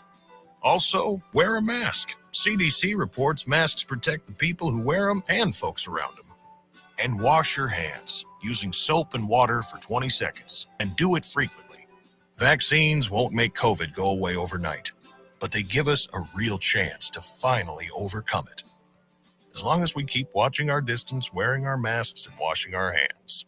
Learn more about vaccines at cdc.gov/coronavirus. Brought to you by the U.S. Department of Health and Human Services. When should you start collecting Social Security? Starting at the wrong age means you and your spouse could miss out on as much as $200,000 over the course of retirement. Do you have the right retirement plan in place to help you afford the rest of your life? If you're not sure, call 888-PLAN-RIC right now and schedule a free Social Security and retirement review from an experienced Edelman Financial Engines planner. You'll get an analysis of your Social Security situation as part of your overall retirement income, along with your pension, savings, and 401k accounts. Plus, you'll get a comprehensive personal financial plan, an $800 value. It's all free. Call us at 888-PLAN-RIC by tonight, 10 p.m. Social Security is complicated. Don't let it drag down your retirement income. Call 888-PLAN-RIC by tonight, 10 p.m. That's 888-PLAN-RIC. Or visit rickedelman.com. That's rickedelman.com. The Frank Beckmann Show, News Talk 760 WJR. Now in for Frank, here's Chris Renwick. 800-859-0957, 800-859-0WJR. That's the number for you to call or text. I do want to read you this, or at least a couple passages from this. This is an op-ed by Lindsey Graham, South Carolina senator, titled "Reckless Immigration Policies. The Biden team has no one to blame but themselves." This was posted, I believe, last night, or today, early this morning. So, Senator Graham writes, "The current situation at our southern border is unnerving. Despite recent claims by Homeland Security Secretary Alejandro Mayorkas, there's no crisis at our southern border. There is a major crisis brewing to the misguided policies of the Biden administration. Whether it's the Biden administration's reversal of the Remain in Mexico policy, upcoming modifications to Title 42, allowing for expulsions because of COVID concerns, putting the moratorium on deportations, or stopping construction of the border wall, the stage is being set for a return to the lawlessness and chaos we saw at our southern border in 2018 and 19. One of the Biden administration's first actions upon taking office was to eliminate the Remain in Mexico policy implemented by Donald Trump. Remember, Remain in Mexico, that policy was, as it says, that if you were seeking asylum from one of the triangle countries, Guatemala, Honduras, and the other one is El Salvador, if you're one of the three countries or from those three countries looking to make it into the United States, instead of coming to the United States, crossing the border illegally, being detained and saying you're seeking asylum, instead of that, you'd have to wait in Mexico to eventually have your court date and your hearing. And then they would decide whether or not you can come in as an asylum seeker. In 2018 and 19, Customs and Border Protection officials were overwhelmed by asylum seekers from those three countries known as the Northern Triangle countries. These asylum seekers and the smugglers who profit off of them learned they could game the U.S. immigration system. Now, officials at the border are looking at a number of asylum seekers larger than 2018, 2019, and 2020 combined. Instead of trying to enter the United States by stealth, migrants were emboldened by the ease in which they could simply walk across the border into the U.S. and remain here. They would travel to the U.S.-Mexico border, locate a Customs and Border Protection official, turn themselves in, and request asylum.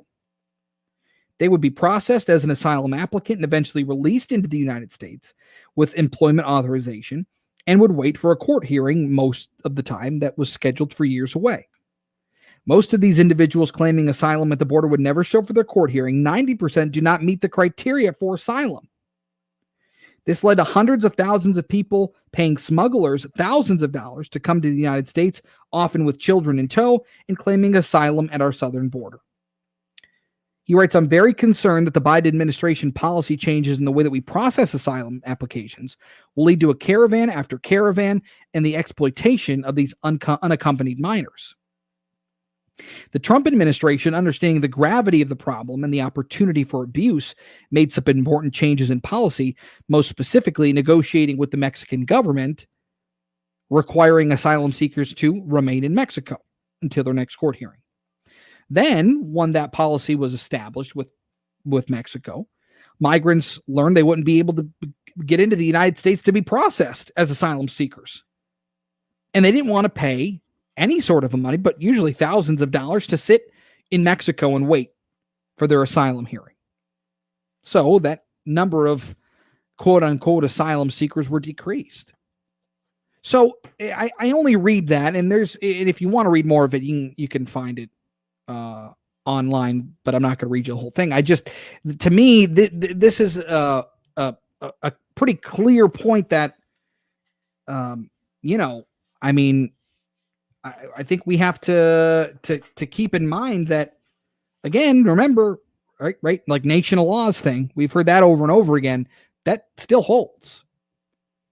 I mean, if 90% of these, I guess 90% of the people don't even qualify for asylum anyway, what are we doing?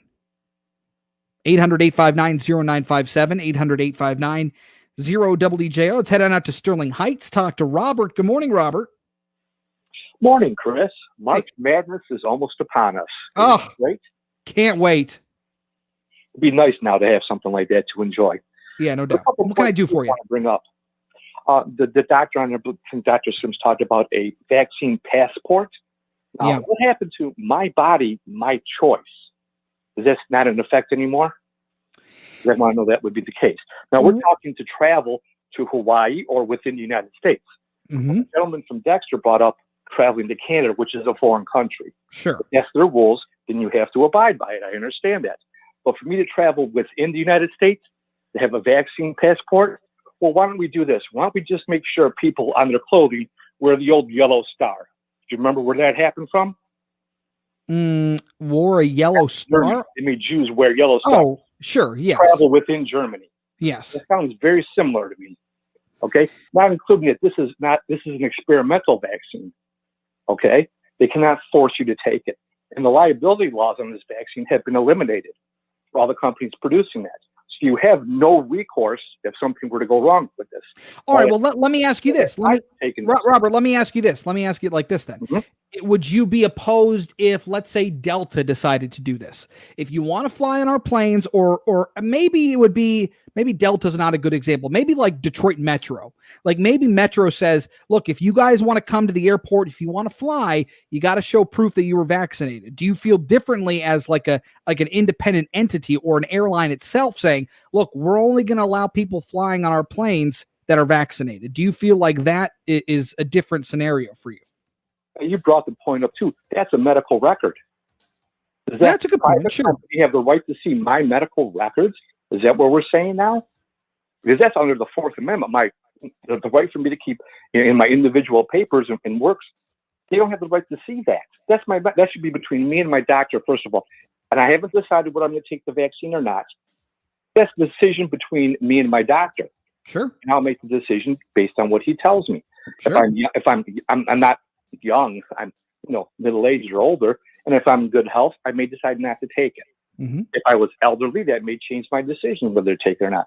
But no individual company or private company has the right to make me force them to see. It's interesting stuff. My medical records.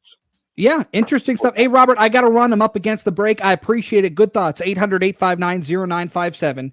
All right, let's get a check on our roadways with Dana Clark. Dana.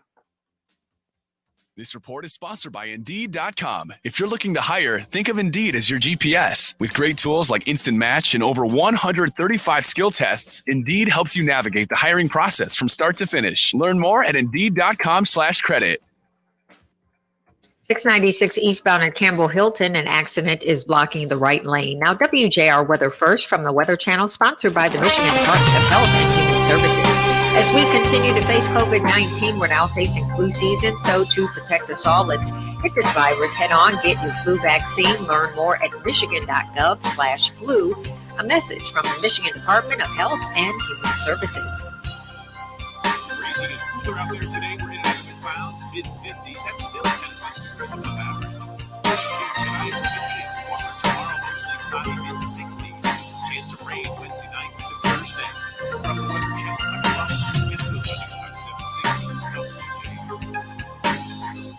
Conference tournaments are tipping off. Bubble teams are making their final push. Top seeds are preparing for what they hope is a long run. DraftKings Sportsbook. All right here. I can't believe it's already almost 11 o'clock. Crazy. Time flies. Time flies. All right, let's see. All right, we did border stuff. Tiger spring training. We got a lot of stuff on the table for you guys to chop about. Let's see here. These new CDC guidelines are still very interesting to me. I mean, they really are. I still am interested to know. To me, it seems as though this is the CDC still kind of playing. I don't know what the word is. Coy might not be. It seems like they're kind of holding the cards close to the chest still. Like they're being pretty conservative in how they're these guidelines that they're releasing.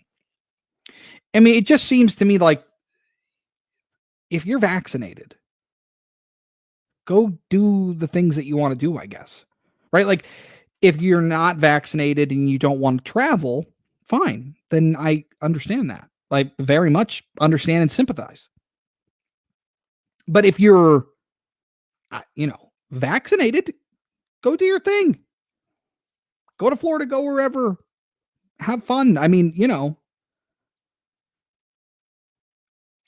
it's just a different situation. I haven't been vaccinated, so I don't know. My wife is, and I keep telling her, I mean, we've got friends and, one of our really good friends is a teacher and she's, she got vaccinated, and I was joking with my wife. I'm like, well, you guys can go hang out now. Like, just go hang out. I mean, great. You guys can, whatever. So it's just funny that I kind of would expected this. Like, this is not when the CDC comes out and goes, hey guys, you don't have to wear masks if you're vaccinated and you're in the same house. Like, I get that. That makes all the sense in the world to me. So I would imagine we'll start seeing more and more and more like this, more things coming out specifically from the CDC going, do whatever you want, pretty much. I also, it'd be interesting when more information comes out after people have been vaccinated, whether or not they're carriers, whether or not wearing the mask even in public makes any difference, and how long these antibodies continue to be around, right? Because you got to get a flu shot every year, so I would anticipate this would be kind of the same thing. And it took a grand total of 2 weeks. And the dog stopped itching, the hair stopped falling out. Dynavite is nutrition. And Maxwell loves it. Now he's close to 10. And the Dynavite is a big part of Maxwell's diet. Dynavite for life. You won't believe how happy your dog will be. And he's a spectacular dog. DINOVITE.com. The Frank Beckmann Show, News Talk 760 WJR. Now, in for Frank, here's Chris Renwick. 800-859-0957, 800-859-0WJR. That's the number for you to call or text. We got lots on the table to talk about, obviously. And if you want to bring something else up, I'd be more than happy to chop it up with you about that too. But obviously these CDC guidelines, what do you make of that? I mean, to me, it seems pretty conservative still. Okay, if 2 people are vaccinated, you can occupy the same, enclosed space without wearing a mask or social distancing. That, of course, that makes sense. That's what we're aiming for here. So yeah, that makes sense. But I expected the CDC to come out and be a little more liberal, I guess, with their guidelines on that front. But that's their guidelines. A couple other things on the table as well. The situation down at the border, we talked about that a little bit as well. You're seeing, according to Lindsey Graham, you're seeing numbers that are bigger than 2018, 2019, and 2020 combined of people trying to illegally cross the southern border. The rollback of some of the policies that Donald Trump put in place that Joe Biden has taken off the table and instituting some of his own policy or executive orders, that obviously makes things different as well. I mean, people is coming up from these southern states or these southern countries, and you're seeing an overwhelming number of people trying to cross the border and seek quote unquote asylum. So that's an issue as well. And then you've got the Canadian government. How about this? You've got a member of Justin Trudeau's cabinet. Again, Justin Trudeau is no bastion of conservative thought or policy, right? He's pretty far left. He ain't Elizabeth Warren, all right, but you're closer there than you are a moderate. You've got his natural resource minister, Seamus O'Regan, telling Parliament, there's no way that we can allow Michigan to cancel the Line 5 pipeline. No way. There's no way. It's too important because it starts up in Canada and Alberta, comes down into Wisconsin, up into Michigan, and out Michigan side onto by the thumb in Sarnia. So it's important for them to keep that going, and for Michigan to just say, we're not doing it. The Canadian government has an issue with that. So I find that interesting too. 800-859-0957, 800-859-0WJR, the number 4 to call or text. And I just lost my list here. Here it is. Let's go to Steve in Warren. Good morning, Stevie. Hi, Chris. Great show. Hey, thanks, man. What's going on? Hey, I'd like to circle back on the whole COVID vaccine thing. I think, the big pharma has done a fantastic job at convincing people that this is actually a vaccine when it's not. A vaccine simply is something that creates immunity, and this vaccine or shot basically reduces the symptoms they may have. Secondly, these when you do get the shot, it's a 50 to 70% chance of reduction of symptoms. So for the CDC, which is a charitable organization, it's not a government entity funded by Big Pharma, to come out and say that a vaccine, or what they call a vaccine, is is enough to prevent the infection is ridiculous when they don't even mention the for those that actually get the virus and have the antibodies in their system. That's not even mentioned, but yet they're pushing this, and when I found out by the end of 2022, the big pharma will have produced over billions of dollars in revenues just from the vaccine alone. So that's a concern for me, and I don't think it's advertised as that. Well, it's an interesting point. For me, I'll defer to those who are far smarter than me in terms of medicine, and they're calling it a vaccine, so I'm going to stick with that. But I understand your point. But I mean, even look at what the flu vaccine is, right? You get it yearly, right? Because it's the strains are different, it evolves, and so they adapt their concoction to what's needed or what the biggest threat is, I guess. So you take that every year. So you don't. It's not it's not like one of the other vaccines that is you just take it like what's the chicken pox vaccine, right? So you take that and you never get the chicken pox, allegedly. So it's not like that. This is more of like whatever the strain is, you're gonna have to get it yearly if you want it. If you want to take it, maybe you don't want to take it. Right, exactly. The choice of taking it, but a vaccine preventing immunity to it. That none of this is happening, even with the flu, what they call vaccine. Well, but sorry, let me just circle back to the flu vaccine. So the flu vaccine again is, and I just found this out recently. The flu vaccine is generally between 35 and 45% effective in allowing your body to fight off a flu vaccine or a flu virus so you don't get the flu. These are, or at least Pfizer and Moderna, are well over 90% effective. Lab tested. Sure. Of course. So but I think at this point, like, people are just like, if this is safe, if this is not something that's going to impact me long term, I'm taking this thing, because they're just exhausted with COVID and everything that it's brought. And that's where Big Pharma did a wonderful job. They're wearing us out. And to be honest with you, if something's going to have a 25 to 40% efficacy, which is reduction in symptoms, whether it be a flu shot or the COVID shot, I'm sorry, if I'm healthy and I have good resistance, I'm choosing not. Now, those that choose that have a higher rate or higher risk, I understand why they get it, but by choice. But if you're going to threaten me to not be able to get on a plane or go to Metro Airport, you know what? I'm not traveling, and I think probably 40 to 50% of the population feel the same. The healthy population, whether someone gets it or not, that's up to them. My body, my choice, like the other caller mentioned, and I think I agree with that totally. So, great show. I appreciate the input and listening to you. Thanks a lot. Interesting. Yeah, you got it, Steve. Thank you. Appreciate you. 800-859-0957, and I'm going to be up against it. So I'm not going to get into a call yet real quick. But coming up in the 11 o'clock hour, we'll go phone calls the rest of the way. So whatever you want to talk about, 800-859-0957. If you want to participate online, we're live on Facebook and on YouTube, so you can check out the show there. But look, all this is on the table. We got the CDC guidelines on those fully vaccinated being able to, be in the same room. You can be in somebody's living room if everybody's vaccinated there. You don't have to wear masks. You don't have to social distance. You can, do whatever you want. So that's there for you too. You've got the Canadian government telling, Parliament up there, we can't allow Michigan to cancel Line 5. We've got issues at the southern border in massive numbers, according to Lindsey Graham. It's all on the table there for you. Oh, and then we started the show. I mean, heck, we can even circle around to this too. We'll maybe reset this at 11 o'clock.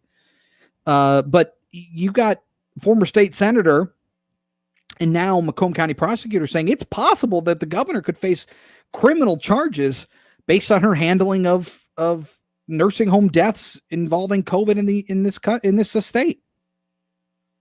Is that something that's realistically possible? He says yes. 800-859-0957. Anything you want to bring up is fair game coming up at 11 o'clock. Again, 800-859-0957. All right, more to come on the Frank Beckmann Show. Chris Renwick in for Frank, who is feeling under the weather today, but he should be back tomorrow, all set and raring to go. All right, 10:57 off to the roadways. Check things there with Dana Clark. This report is sponsored by Dell Technologies. Dell's semi-annual sale for business has arrived. Enjoy specials on Dell docks, monitors, and servers, plus up to 45% off the latest Dell business computers powered by Intel Core processors. So call 877-ASK-DELL to speak with the Dell Technologies advisor. That's 877-ASK-DELL. 696 eastbound at Campbell Hilton. Accident continues to block that right lane. 6 Mile westbound after Merriman. Watch for a broken water main that's in Livonia. Now, WJR weather first from the Weather Channel, sponsored by Shelving.com. Shelving.com can help you save money and prevent workplace accidents with its free 10-point warehouse safety inspections. They offer in-person and virtual options. Schedule your free inspection today on Shelving.com. Shelving.com, we rack your work. Expecting it to be mild once again today. Some clouds this morning, also peaks of sunshine. This afternoon, more clouds. A high of 57 tonight. Clear skies overnight, low 43. Overcast skies expected Wednesday and a high of 64. Partly cloudy, 46 degrees. I'm Dana Clark, WJR News with Maria Osborne in about 2 minutes. Maxwell, he was a runaway into rescue, great disposition. About 9 years ago, he was scratching a lot, and he started losing some hair. My vet, she said, oh, he must be allergic to the chicken. Another vet said, it's the grain. Third vet, she said it's the weather, something in the air. And then somebody said, DINOVITE. All right, here, let's get to some of your comments. I missed the first part, so maybe this was already pointed out, but did anyone mention the obvious point that vaccines, if the vaccines work, then you're protected by those who aren't vaccinated? Yeah, it's true. Every story that I've seen looks as though the country or doctors are looking at 70% of vaccination rate. If you can get 70% of the country vaccinated, the other 30% don't need to. Again, if you're inclined not to get it. People need to resist vaccine passports. Certainly, you can make the case for travel within the country. If you're going to a different country, I suppose that could be a different story. Also, the vaccines, which are completely unvetted, not completely unvetted. They've been trial tested. Even now, say they only reduce your chance of getting COVID. Why on earth would someone take an untested vaccine for an illness that's almost 100% survivable? For those with no underlying condition, sure. I mean, sure, yes. And if that's your thought process, then absolutely. People need to open their eyes to this. Everyone says follow the science, but who decided Fauci was the scientist to follow? Well, he was appointed there. What about the true scientists with no political ball in the game who see facts completely contrary to what Fauci is pushing? That to me is a very valid point. And I had talked about this, last year, maybe in the summer of last year. My son, who was about to be 2, slipped and fractured his leg. And so we go to our pediatrician, we go to the ER, we go to a specialist, and everybody's kind of telling us different things. Right? All doctors within the same healthcare system. You should put them, we should immobilize them and put them in a cast, or we should put them in a walking boot, or there's no need for it. It'll heal on its own. Like all doctors, all medical doctors, all within the same healthcare system are giving us completely different information. Do I trust any of them less, any of them more? I mean, they're all doctors that I would go to. So but they're all giving us different information and opinions on how this should be run. So doctors who are giving information that are contrary to maybe what Dr. Fauci says or whatever in my mind, should be legitimate. I mean, you should absolutely consider what they're saying. Like 100%, unless they're like, they won't tell you where they practice. If they're just like a doctor of I mean, I've seen Stanford doctors talk about information that's completely contrary to what Dr. Fauci says. Yeah, I trust that doctor. Sure. I would absolutely listen to what they have to say.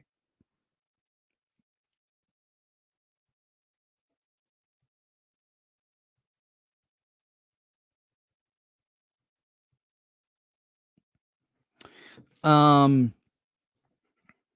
again, I think that just like anything in our world, in terms of knowledge, in terms of accruing information, I don't see an issue with getting information from different sources, especially if it's from people you trust or people who, like Dr. Fauci is. I don't think the guy is, I don't think he's like some nefarious dude. I think he thinks a certain way. He's a doctor who thinks a certain way. And so with that, he's got his opinion based on, numbers that he's seeing. So again, if somebody else says something different and they're a learned doctor and they're not just like a floozy, I mean, that should be taken into consideration. Well, they publicize Fauci's take because he's the head of he's the chief medical doctor at the federal level. That's who they've chosen.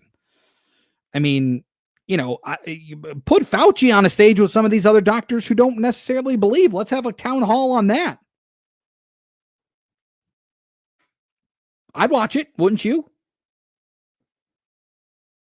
That has been something that has been talked about with the mask. And that was when I talked about Jake, my son, and breaking his leg.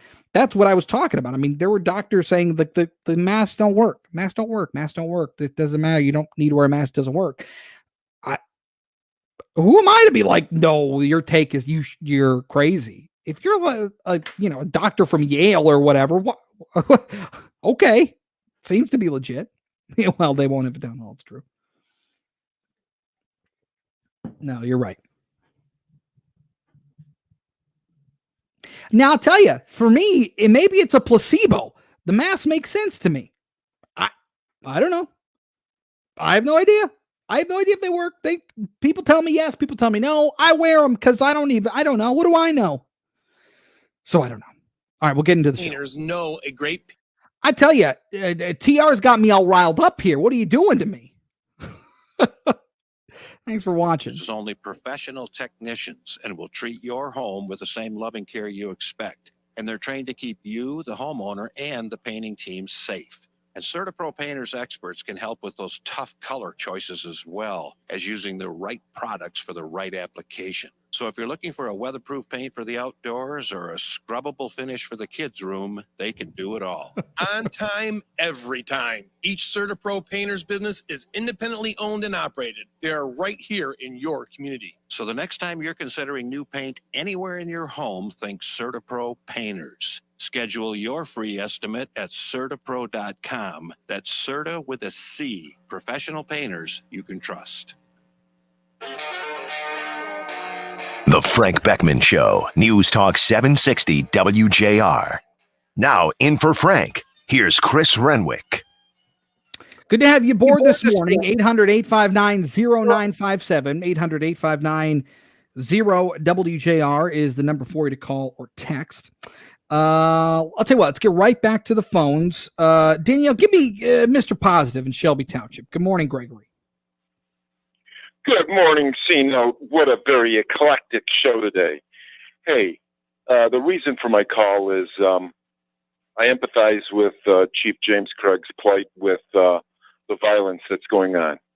But here seems to be the problem. We want to get rid of FART, facial recognition technology, and because it maybe impedes privacy, the privacy rules. And I always say that once you walk out your front door, smile and show your pearly whites because all bets are off. Do you have a modicum of privacy rights? Arguably, yes. But if the violence is at an all-time high and it's getting worse, we have to use every tool to make us safe. I agree, Greg. Well, let me ask you a question. Where are you calling me from right now? What are you on? Cell phone. Oh, your cell phone. Then let me tell you this: you have no privacy. They know where you are at all times. I have no problem with that. Right. I don't care. Right. I'm famous. I want to change the world. I want to make a difference. I want to make the world a better place. I'm not worried about that. I'm not so anal that I'm worried about, oh my God, everyone knows what I'm doing or where I'm going. Really? People, do they think that they are that important that they, oh my God, I got to have privacy that, no, change the world, make the world a better place. Don't worry about it. If you're not doing anything wrong, the old bromide is, then what do you have to worry about? Sure, and that's fine. But I think that there is, and I tend to believe that. That's kind of how I am. Like, I got smart TVs. I got Google. I got all kinds of stuff that there's no way that I'm just hunkered in a bunker and nobody's seeing or hearing what I'm talking about or anything. There's just no way. I refuse to believe it. Right. And when I walk around with my iPhone in my pocket, there's a constant tracking device with me in my pocket at all times. So no, I tend to believe like I don't have anything to hide. So whatever, track me. You're not going to find much because it's boring. Like I'm especially this last year I've been home. So yeah, but now on the other side of that, I mean, we should have a certain level of anonymity, or we should have a certain level of privacy that we're not, that shouldn't be infringed upon. I also believe if you're talking about facial recognition technology, I'm all for that, especially if you're at a place of business.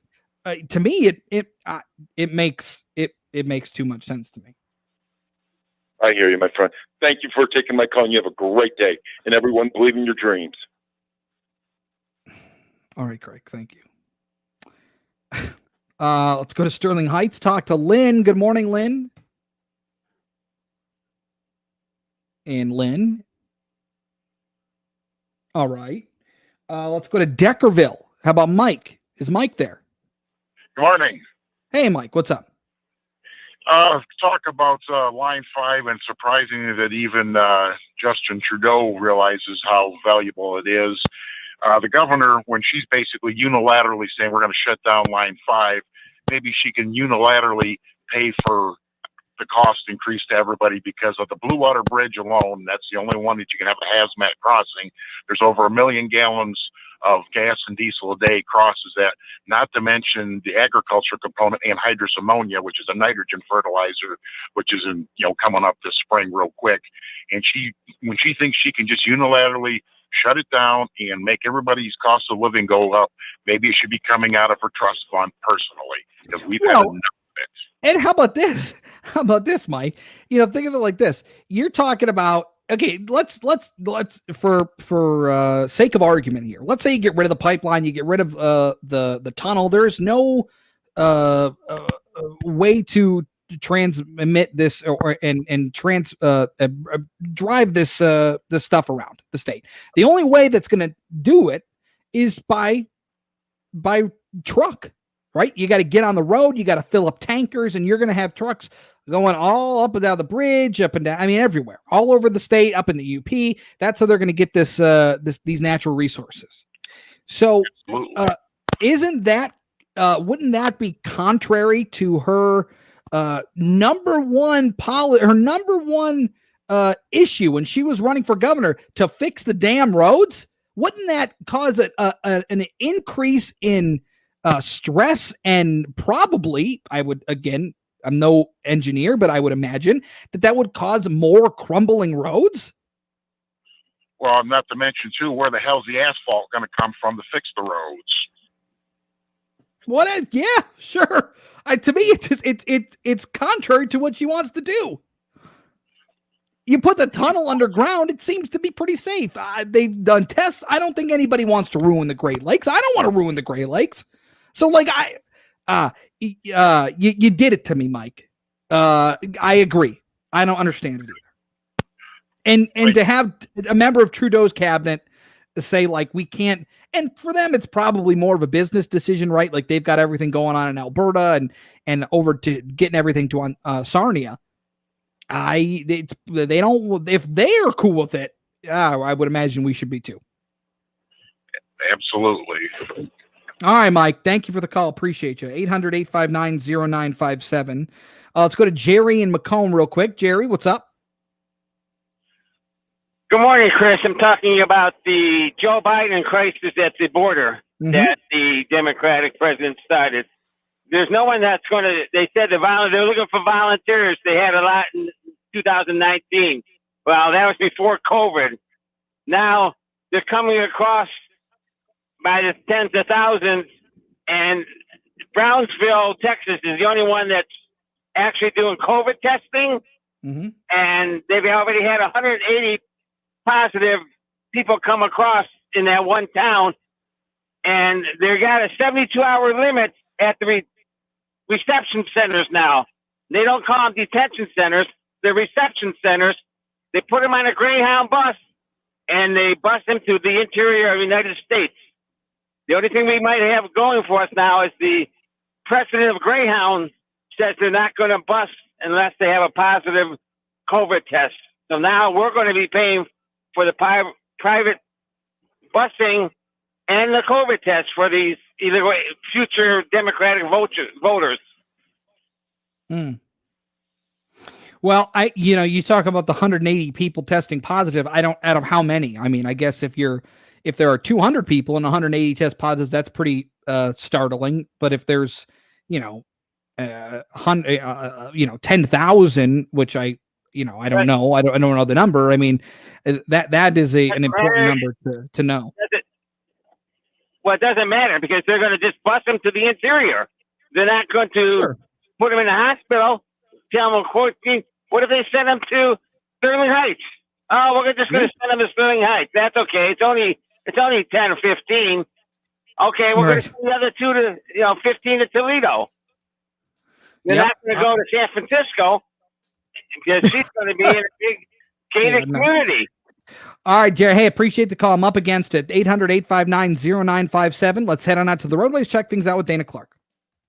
This report is sponsored by Compassion International. For kids in poverty around the world, things are still desperate. Join Compassion International with your one-time $40 gift to provide a COVID relief kit to a family in poverty. Text the word GIVE to 83393. That's GIVE to 83393.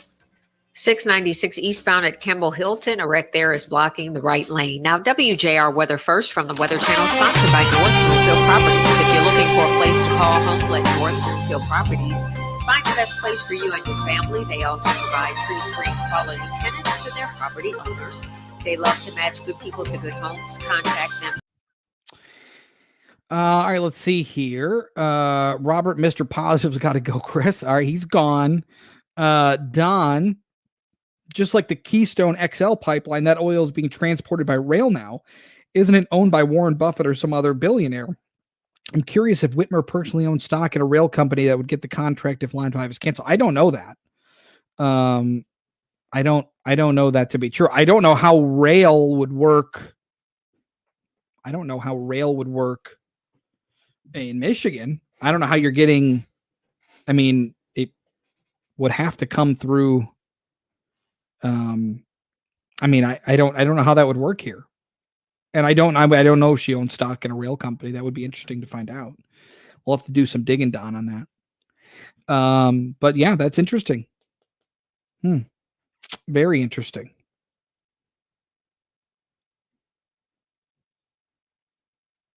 I just want to see here. I don't think I moved there. Okay, so Bain says it caused increased bacterial respiratory visits to ER. Our immune system's like muscles, if not, well, sure, of course. I don't want to artificially weaken my immune system by shielding it from everything. It needs to do its job as it's designed to. It's true. The other part for me is like, again, like I'll just kind of, for where I'm coming from, like, like kids is a more of a concern for me than even myself or other adults. Kids really need to develop their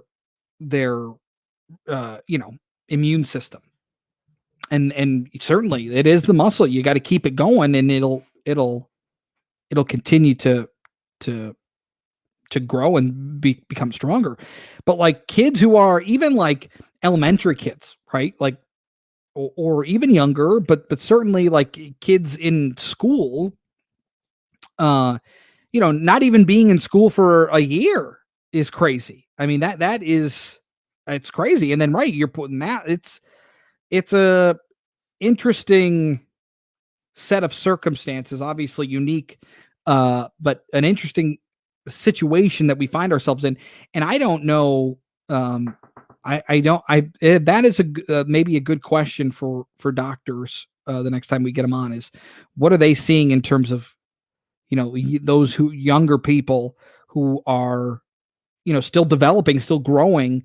Do they anticipate there being any issues with their systems, either their respiratory system or their immune system? It's been spending more on hiring during your afternoon snack. Hey Google, play the Marketplace Minute. Upward swings in indices in Europe and Asia. The Marketplace Minute, a podcast and smart speaker briefing updated 3 times daily. Ask your smart speaker to play the Marketplace Minute. Listen on Apple Podcasts or wherever you get your shows. The Frank Beckmann Show, News Talk 760 WJR. Now, in for Frank, here's Chris Renwick. 800-859-0957, 800-859-0WJR, the number for you to call or text. Yes, Chris in for Frank, who was feeling a little under the weather this morning. So he goes, I'm just not feeling well, and I'll have to be back tomorrow. Okay, fine. So he'll be hopefully back tomorrow, and we'll get you back in the swing of things with him.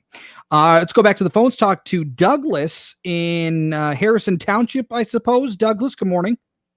Good morning, Chris. How are you? I'm terrific. What can I do for you? I just had a couple statements.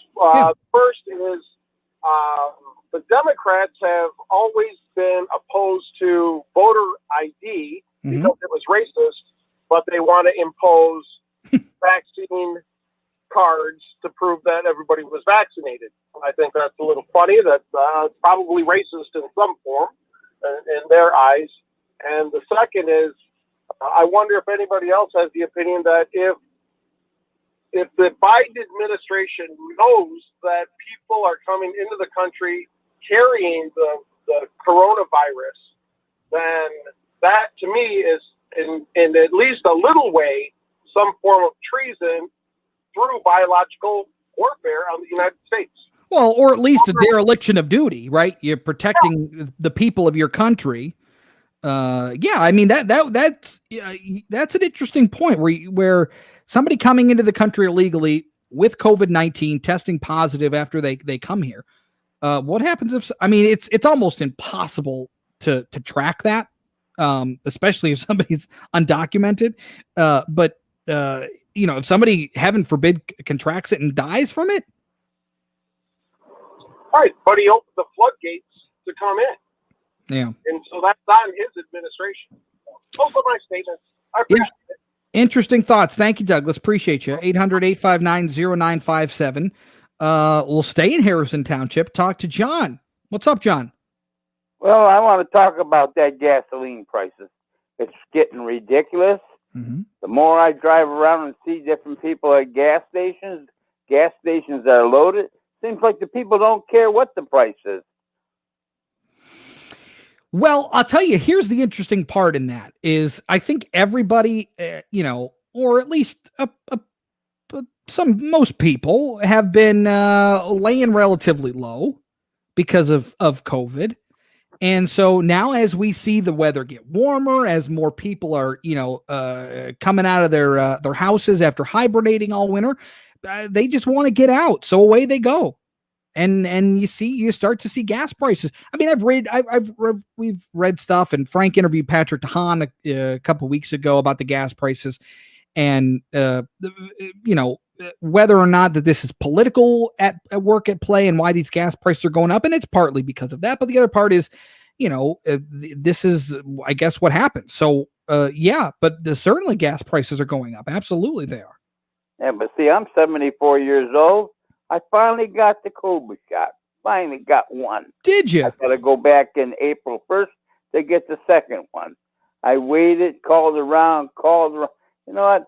Biden's not making this happen like he's supposed to. Yeah. And not only that, who is running the government? Yeah. Well, John, how did what did you get? Did you get the Pfizer or the Moderna? I got the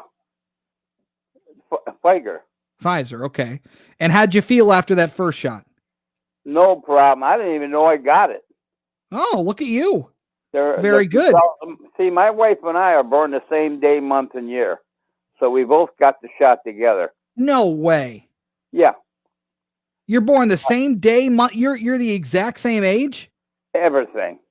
Okay, well, who was born time of day? Who's older? Well, probably me, because I'm the one that's got all the brains. Oh, hey, John, I don't believe you. Well, wait a minute. I was a 4-pound baby, and my mother told me I was all brains. John, I don't know your wife, John, but let me just save you some trouble. I'll tell you, she's the brains of the operation.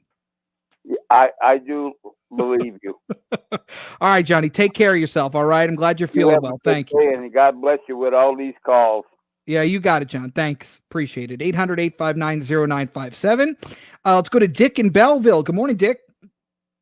Good morning, Chris. You're doing a great job. Oh, thank you. It's nice of you. What can I do for you? Hey, we've got to get Whitmer. We've got to bring Whitmer to the front center here and get her responsible for these deaths in nursing homes. Why do you say that?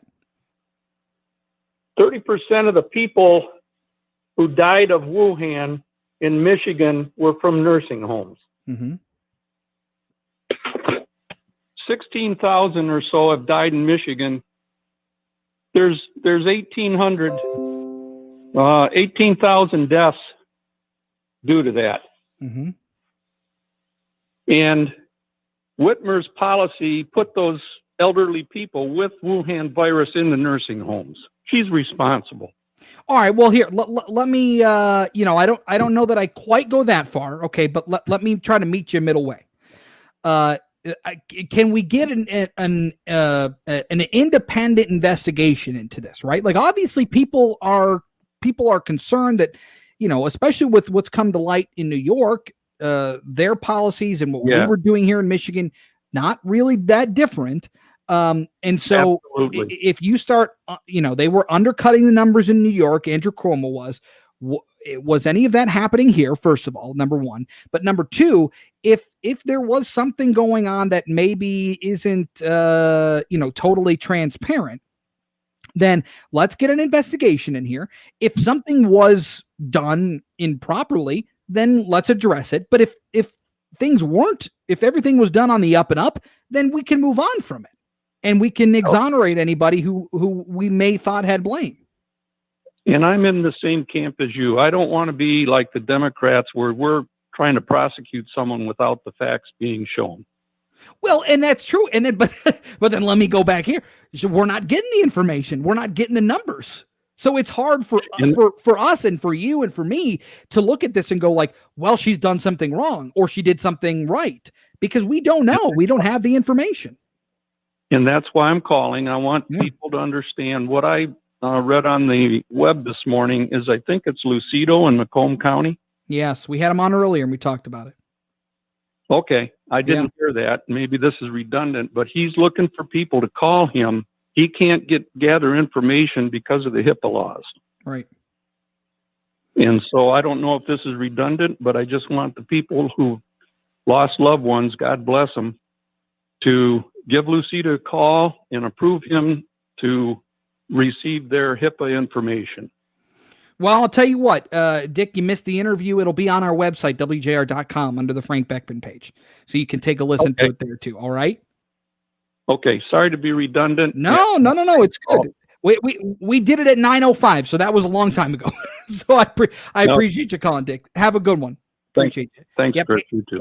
800-859-0957, 800-859-0WJR. That's the number 4 to call or text. We'll get to more, and we'll get to more from you on the other side at 11:35. But first, we got to take a pit stop, check things out on our roadways with Dana Clark.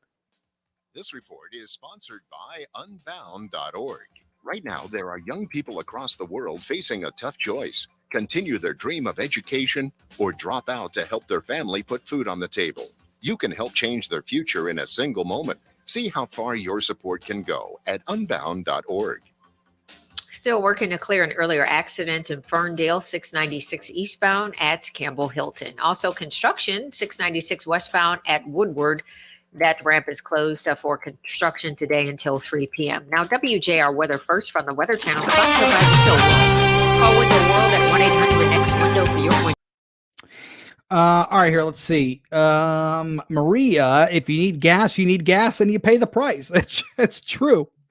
That's about as plain as you can make it. I will say though, remember it was, when was that? Remember that huge like regional outage?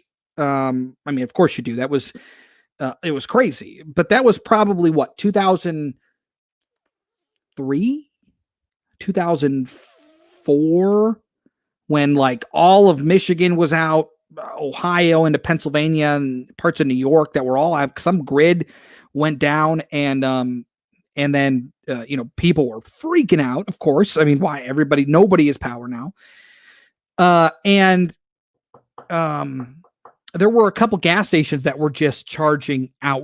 I mean, they were gouging. I mean, they just were gouging people because people were freaking out. They were, running to the gas station to fill up their cars or to fill up, gas cans or whatever for generators and whatever.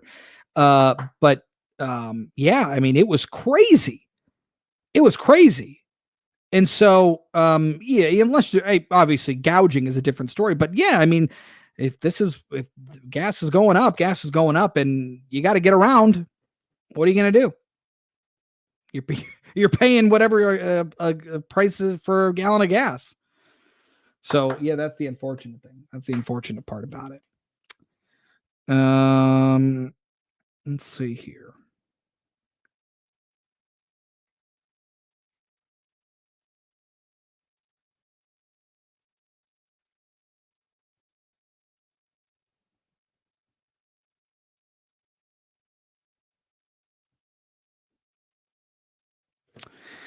I'll tell you what, let me, I'm going to run and go grab some more coffee. I'll be back in just a second. We both all right. know that you need a solution that both limits the risk and keeps the door open for future gains.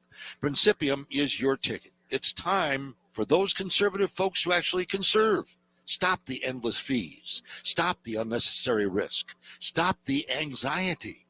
Start retiring the Frank Beckmann way. Less risk, more reward, real relationships. Call the Principium team at 888-800-8949 or visit retirelikefrank.com. 888-800-8949 or retirelikefrank.com. It's one of the most talked about figures in the Capitol riots on January 6th. The federal judge says the QAnon shaman charged in the Capitol riots will not be released from jail pending trial. Fox's Tanya J. Powers has details. In his 32-page opinion, U.S. District Court Judge Royce Lamberth said that Jacob Chansley, the so-called QAnon shaman who wore a horned headdress and face paint during the Capitol riot, quote, does not fully appreciate the severity of the charges brought against him. Politico reports that Lamberth said because of that, the court finds no reason that Chansley wouldn't do the same thing or something similar again. He also cited Chansley's comments to media outlets as evidence that he shouldn't be released, saying he, quote, blatantly lied during an interview when he said Capitol Police welcomed him inside. Chansley has pleaded not guilty to a 6-count indictment, including violently entering the Capitol. Tanya J. Powers, Fox News. How the state of Michigan is distributing the COVID vaccine is getting a closer look. Crane's Detroit business reporter Chad Livengood says Michigan's 10 most populous counties collectively received about 3,400 fewer first doses of COVID-19 vaccine last week after the state applied a formula that factors in race, poverty, housing, and other social vulnerabilities to distribution instead of sending the vaccine to counties with the greatest population. In Oakland County, Macomb County got 687 fewer doses. Ottawa County in the west side of the state, affluent West Michigan County on Lake Michigan, they got 984 fewer doses. Washtenaw County with Ann Arbor and its Wealth, they got almost 2,500 fewer doses. Detroit got 4,800 more doses. And Genesee County with Flint got more than 1,900 more doses. Dr. Janae Caldoun, the state's chief medical executive, says the SB1 formula was designed to take into account that access to the vaccine is not universal across the state. Police Chief James Craig says he's concerned over the recent upswing in cases of violence against police officers. He says there have been 4 such incidents in just the last week. He says his officers are facing a glut of illegal weapons on the streets of Detroit. They continue to go out every week, week after week, Paul, and they're making anywhere between 60 to 100 carrying concealed weapons arrests a week. It's astonishing, and I got to tell you, that's not happening in other places, not to the degree it is here. The chief talking with Paul W. Smith. 4 students and a teacher suffering minor injuries when another student accidentally detonated a homemade explosive device in a Newaygo County school on Monday afternoon. Michigan State Police say the 16-year-old student who detonated the device suffered moderate to severe injuries when it exploded in the classroom. Newaygo School Superintendent Peggy Mathis said the explosion was not an attack or designed to be something malicious, but a serious lack of judgment. Nissan recalling more than 854,000 cars in the U.S. and Canada. It's over an issue involving the brake lights not activating in certain Sentra models.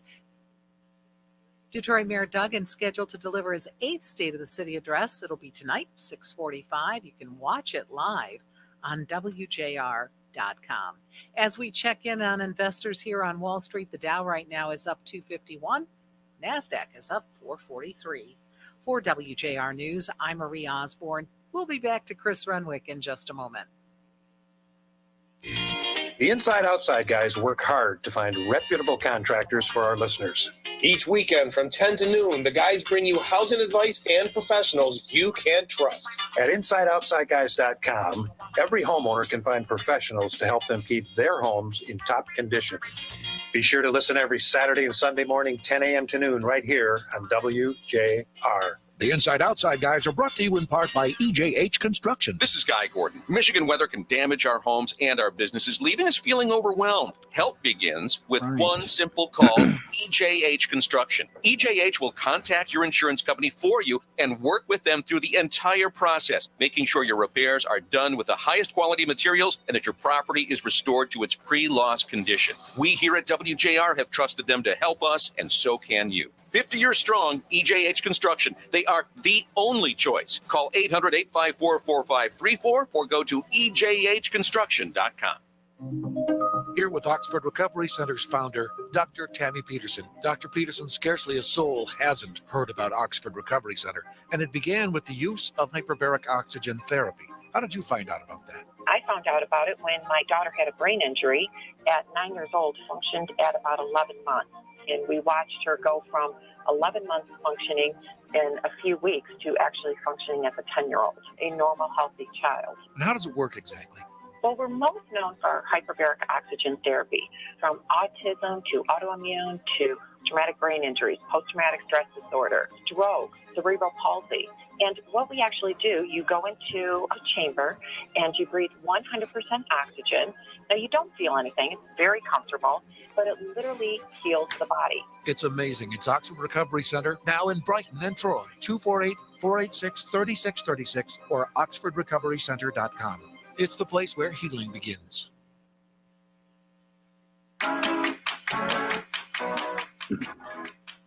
The Frank Beckmann Show, News Talk 760 WJR. Now in for Frank, here's Chris Renwick.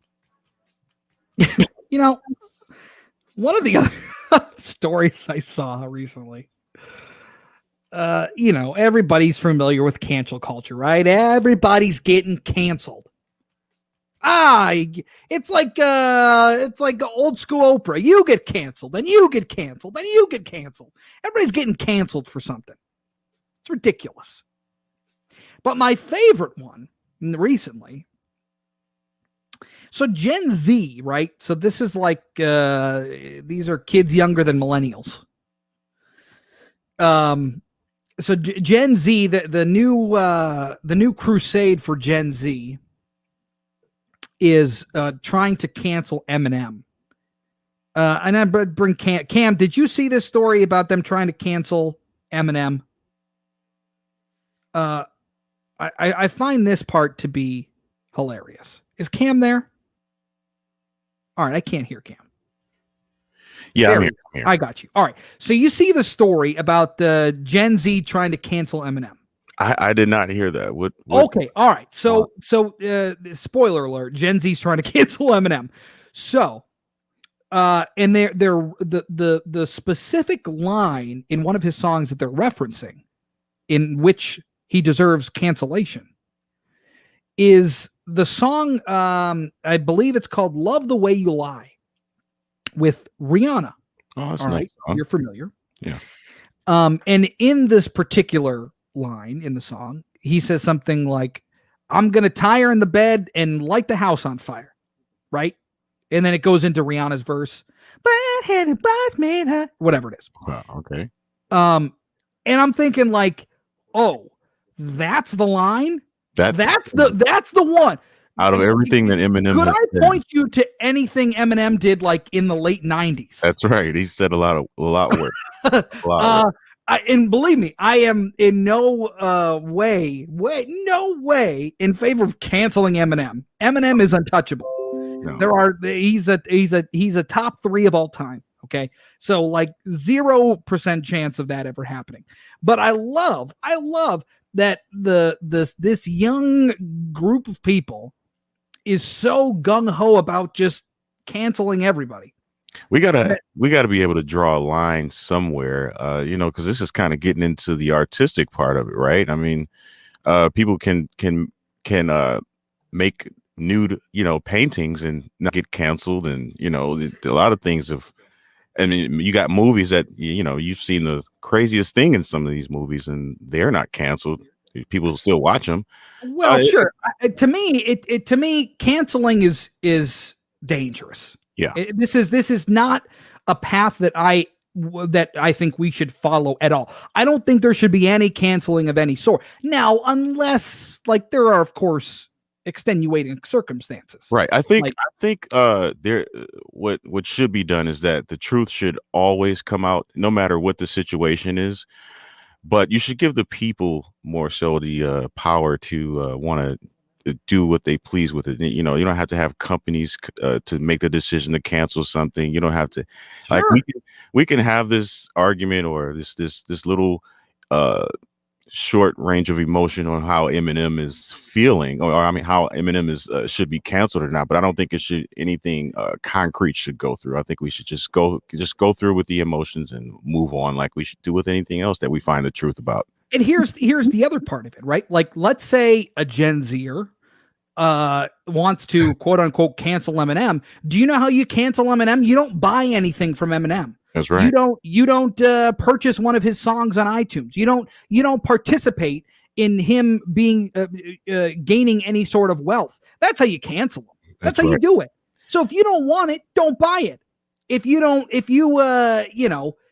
want to read Dr. Seuss books, now this is Dr. Seuss Estates who canceled Dr. Seuss. But if you don't want to read, then don't read it. Don't buy the book. Well, you know what's funny about the Dr. Seuss story is that nothing actually got canceled. They really put everything back out there, but the thing was that they just put the truth out and they just allowed people to create their own story on what they were going to cancel. They're just not going to make the book anymore. But they're not saying don't read the book or anything. Or they're just not making the book anymore. But you can buy the book, I'm sure, off of Amazon or something like that. But the Eminem cancellation stuff I thought was hilarious. And the particular line in particular, like this guy's talking about stuffing people in trunks and driving off a cliff. I mean, here's another thing to mention. How old are Gen Z people? I mean, were they old enough to listen to his music when that's a good question. So let me just do a quick here.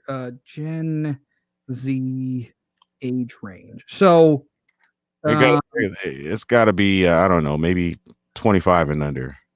So yeah, you're close. So Gen Z is currently, oh my goodness, they're between 6 and 24 years old. So they were born between 97 and 2012 or 2000. Excuse me, in 2015. So they have no reason to cancel anything yet. right. What do you're not even aware. How could you be canceling anything? Right. I just love it. It was, I saw it and I was just dying because I'm like, I almost could, you could make a point that you'd want to cancel Eminem over. Go to Eminem's first studio or first album.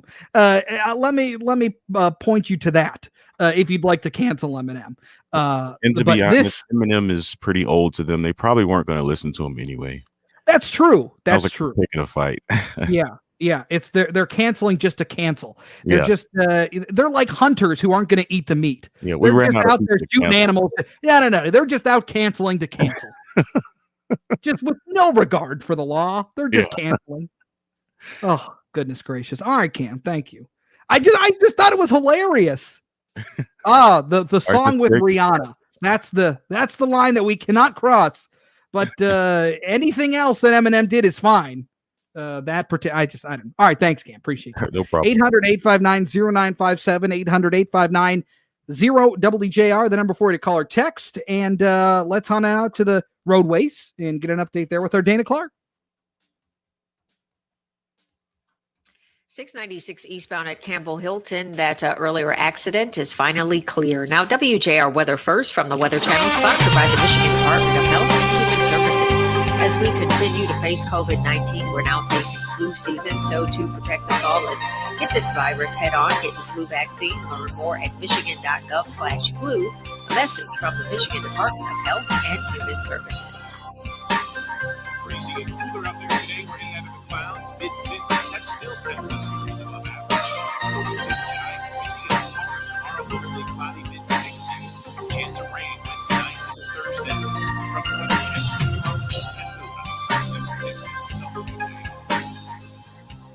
for over 100 years, Absopure has remained committed to serving communities throughout Michigan. And now, in your changed work environment, Absopure is ready to serve you just as they always have.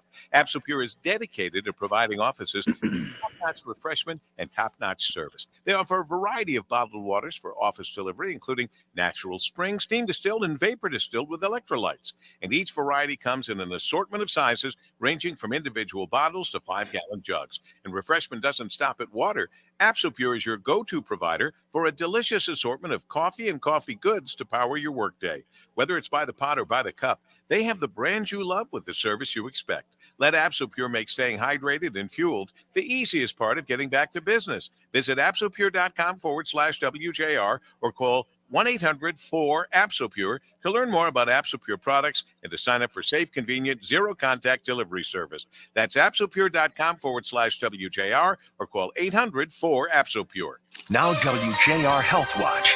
Here's Dick Hafner. I'm tired. We're all tired of coronavirus, COVID fatigue. There are many symptoms. Headache, migraine, chronic physical fatigue. People have had trouble sleeping, but also irritability. People are feeling exhausted about work. They're withdrawing from work, but also the sense that I have a lack of control over the things that are happening around me. Dr. Lars Johnson is an assistant professor of psychology at Wayne State University, one of many experts watching the societal fatigue and the toll it is taking. A lot of people have been drinking quite a bit more than they were in the past. There have been some reports that suggest that recreational drug use has increased. For many, the novelty of working at home has worn off. And when people are really high in what we call segmentation preferences, meaning that they like to keep that separation between home and work, change the nature of what home means. The fatigue can erode relationships. And this anxiety can chip away at those things. And so it would make it harder for us to socialize with others. So what do we do about it? Find things that are important to you to do and do them. Create segmentation at home. Figure out a way to recover from the daily strain that you're facing. And don't feel guilty. Wayne State psychology professor Lars Johnson reminds us about the connection between getting exercise, a healthy diet, and mental health to keep you from feeling I'm so tired. I'm Dick Hafner for WJR Health Watch. In 1991, two nurses sat in the Beaumont Hospital cafeteria discussing one of their daughters with a profound disability. That huddle grew, and a year later, they opened the first Angels Place home. Today, Angels Place has 20 homes and serves nearly 100 residents. During Developmental Disability Awareness Month, North Brothers Ford encourages you to contribute to Angels Place. Walk in the footsteps of those moms to serve adults with developmental disabilities. Contribute today or throughout the month of March at angelsplace.com. Paid for by Lose Debts. Attention, this is a very important message to anyone with debt exceeding $10,000. With the worldwide stock markets free-falling, coronavirus being labeled a global pandemic, cities and whole countries in quarantine, and layoffs picking up speed, the last thing you need to worry about is your credit card bills. Due to the recent global events, a special debt relief helpline has been created for anyone with over $10,000 in debt, but you must call us at 800-805-7728. As banks shore up capital bracing for a recession, they are willing to settle your debt for a fraction of what you owe, making it a perfect time to eliminate your debt and save your money during these tough economic times. There are no upfront fees, and we offer a 100% money-back guarantee. But you must call us at 800-805-7728. This opportunity won't last long, so call us today at 800-805-7728. You have enough to worry about. Settle your debt and remove that unneeded stress. 800-805-7728. That's 800-805-7728. The last year has reminded us that we're stronger together. Through it all, Detroit Public Schools Community District has been there for students and families. By offering diverse learning options and wraparound support services, we're committed to meeting your child's needs while remaining focused on what comes next, safely reopening schools to support the continued growth of our students. Visit DetroitK12.org to enroll your child today. For when students rise, we all rise.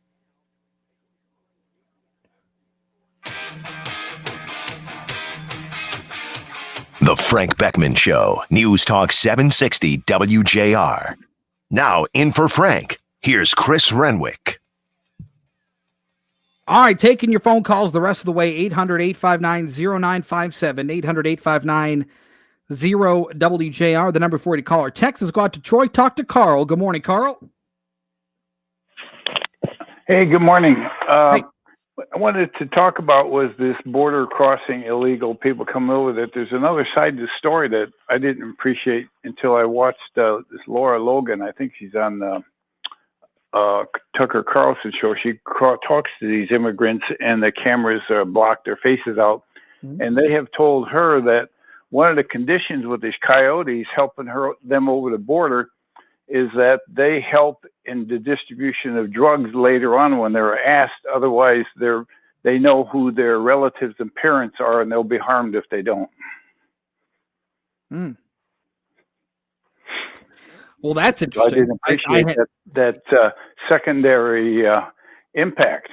Yeah, I hadn't seen that. I haven't seen one of her interviews, so I'll have to look into that. But yeah, if that's the case, that would not be good. And it's, now you're talking about with this new administration and some of the policies that they're enacting on the immigration side of things, making it harder for law enforcement, specifically ICE, to do their job in terms of detaining people and deporting people who are facing criminal charges, and it's harder to then charge illegal immigrants with crime. So yeah, that's troubling. Yeah, and it's and you can appreciate the fear they would have, because if you realize that if you have vulnerable people behind, you're going to maybe break the law when you consider their health and welfare. Sure. Interesting stuff, Carl. Thank you. Appreciate you. 800-859-0957, 800-859-0WJR, the number for you to call. I'll send it out to St. Clair Shores. Talk to Don. Good morning, Don. Hello, Chris. Hey. My question is, your station interviewed the governor this morning, or it was recorded, speaking about possibly opening offices more around April 14th, but nobody from your station asked her an important question. Does that mean the state offices are going to open up, like unemployment, Secretary of State, whatever? So that was an interview that Paul did. I don't know. I wouldn't have much influence over what Paul asks. So I don't know. Well, I'm saying I listened to it. He didn't ask that question. It's like she had her agenda speech that she did, and that was about it. Well, that's a political move, right? They got the things that they talking points that they want to hit. My question is, when are the state offices all open? And my second option is, we have numerous. I used to be in a development business company working for. We built buildings, and far as I understand, all these offices aren't owned by the state of Michigan; they're rented. So who owns the majority of these buildings? And they've been collecting rent for almost a year with nobody in them. Sure. Are they ex-senators, state senators own these buildings? Who owns these buildings? That would be a good thing to find out. All right, I'll tell you what. Let me write it down, and we'll see if we can get some information on that. All right. My main concern is I've been off work since November 28th and haven't been able to get through to unemployment. So I'm hoping I'm going back to work April 15th. But wait. Say that again. You've been off work since when? Work since November 28th, and haven't been able to get in touch with anybody in the unemployment office yet. I haven't collected a cent, and I'm going back to work in April. But I call on the phone every day, and it goes right to a message, and that's it. All right. So why have you been off of work? Have you been off work because of COVID? Like, have you been furloughed? What's up with that? Construction related. It's a normal. Okay. All right. So related. Let me just tell you this. Okay. Normal thing for me in the winter. I got you. Yeah. Okay. Let me tell you this then. Make sure then that you gone online. Have you gone on? Let me go. Okay. Try to go online and file that way. Okay. That's going to be the easiest I had way. My sister-in-law that's a retired IT professional spend 4 hours on her computer and she didn't get anywhere. All right. Well, then keep trying to get a hold of them, because all that time I believe you can always file backwards. Okay. So don't give up on that. I spoke to a gentleman who posted 6 months back. So, all right. Well, I know it's probably frustrating, but keep at it, because they'll still get you that money. So make sure you keep at it. All right, Don? I want to know when the offices are going to open so I can go there and do it personally. All right. I got you. All right. Well, we'll see if we can find out. Thank you. Appreciate it. 800-859-0957. Real quick, let's go out to Ken and Adrian. Good morning, Ken. Morning, Chris. Hey, I want to talk about the governor paying off the Health and Human Services Director. Okay. I mean, I think that people don't realize, and I think they need to contact their legislatures, this is a systemic problem. I mean, we should not be using government dollars to pay people to keep their mouth shut.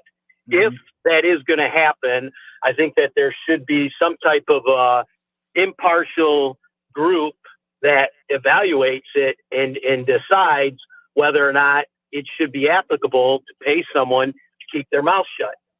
It's not just government. It's public universities. Back in 2000, you had Tom Goss, 2.5 years as the athletic director. They had all those cost overruns with Michigan Stadium. They had that issue with the basketball player, and they paid off his contract. And part of it was that he couldn't speak. And I think people just need to wake up and get with the legislature and say, look, we can't keep using public dollars to keep people to keep their mouth shut. If something wrong happened, those people, there shouldn't be a payout to keep your mouth shut. Yeah, I agree. To me, the dangerous thing here is not even just the buyout, the money, right? Obviously, I don't agree with it, and I don't think you should be using my money or your money to pay off Robert Gordon. To pay him $155K to walk away. I really don't like the fact that there was a separation agreement signed that basically an NDA that they can't talk about what happened. That to me is where you lose me from being, I want to know what happened then. That's all. Yeah, it's been going on for years, and it's just in the legislature. I mean, it's their job to make the rules, When is Bronicali and not Tim Wahlberg, but Dale Zorn? When are Dale they going Zorn, to wake up and do something for the people? Well, I'll tell you what, the best, I would, if I were you, try to give them a call their offices and I will, know that. And Thanks, push them on it. Yeah, you got it. All right. Take care of yourself. 800. Oh, actually, we're out of time. I can't even push the number anymore. We're out of time. All right. It's been fun. I appreciate you guys hanging out with me today. Frank should hopefully be back tomorrow. So we'll get you back in with Frank. All right. Have a great day. And we will see you tomorrow. All right. 11:57 off to the roadways with Dana Clark. This report is brought to you by Positive Coaching Alliance. Got issues with youth or high school sports? Positive Coaching Alliance can help. PCA, a national nonprofit, offers more than 1,000 free on. All right, guys. Thank you very much. Appreciate it. And we'll talk to you guys tomorrow. All right. Thanks. Have a good one. See you guys.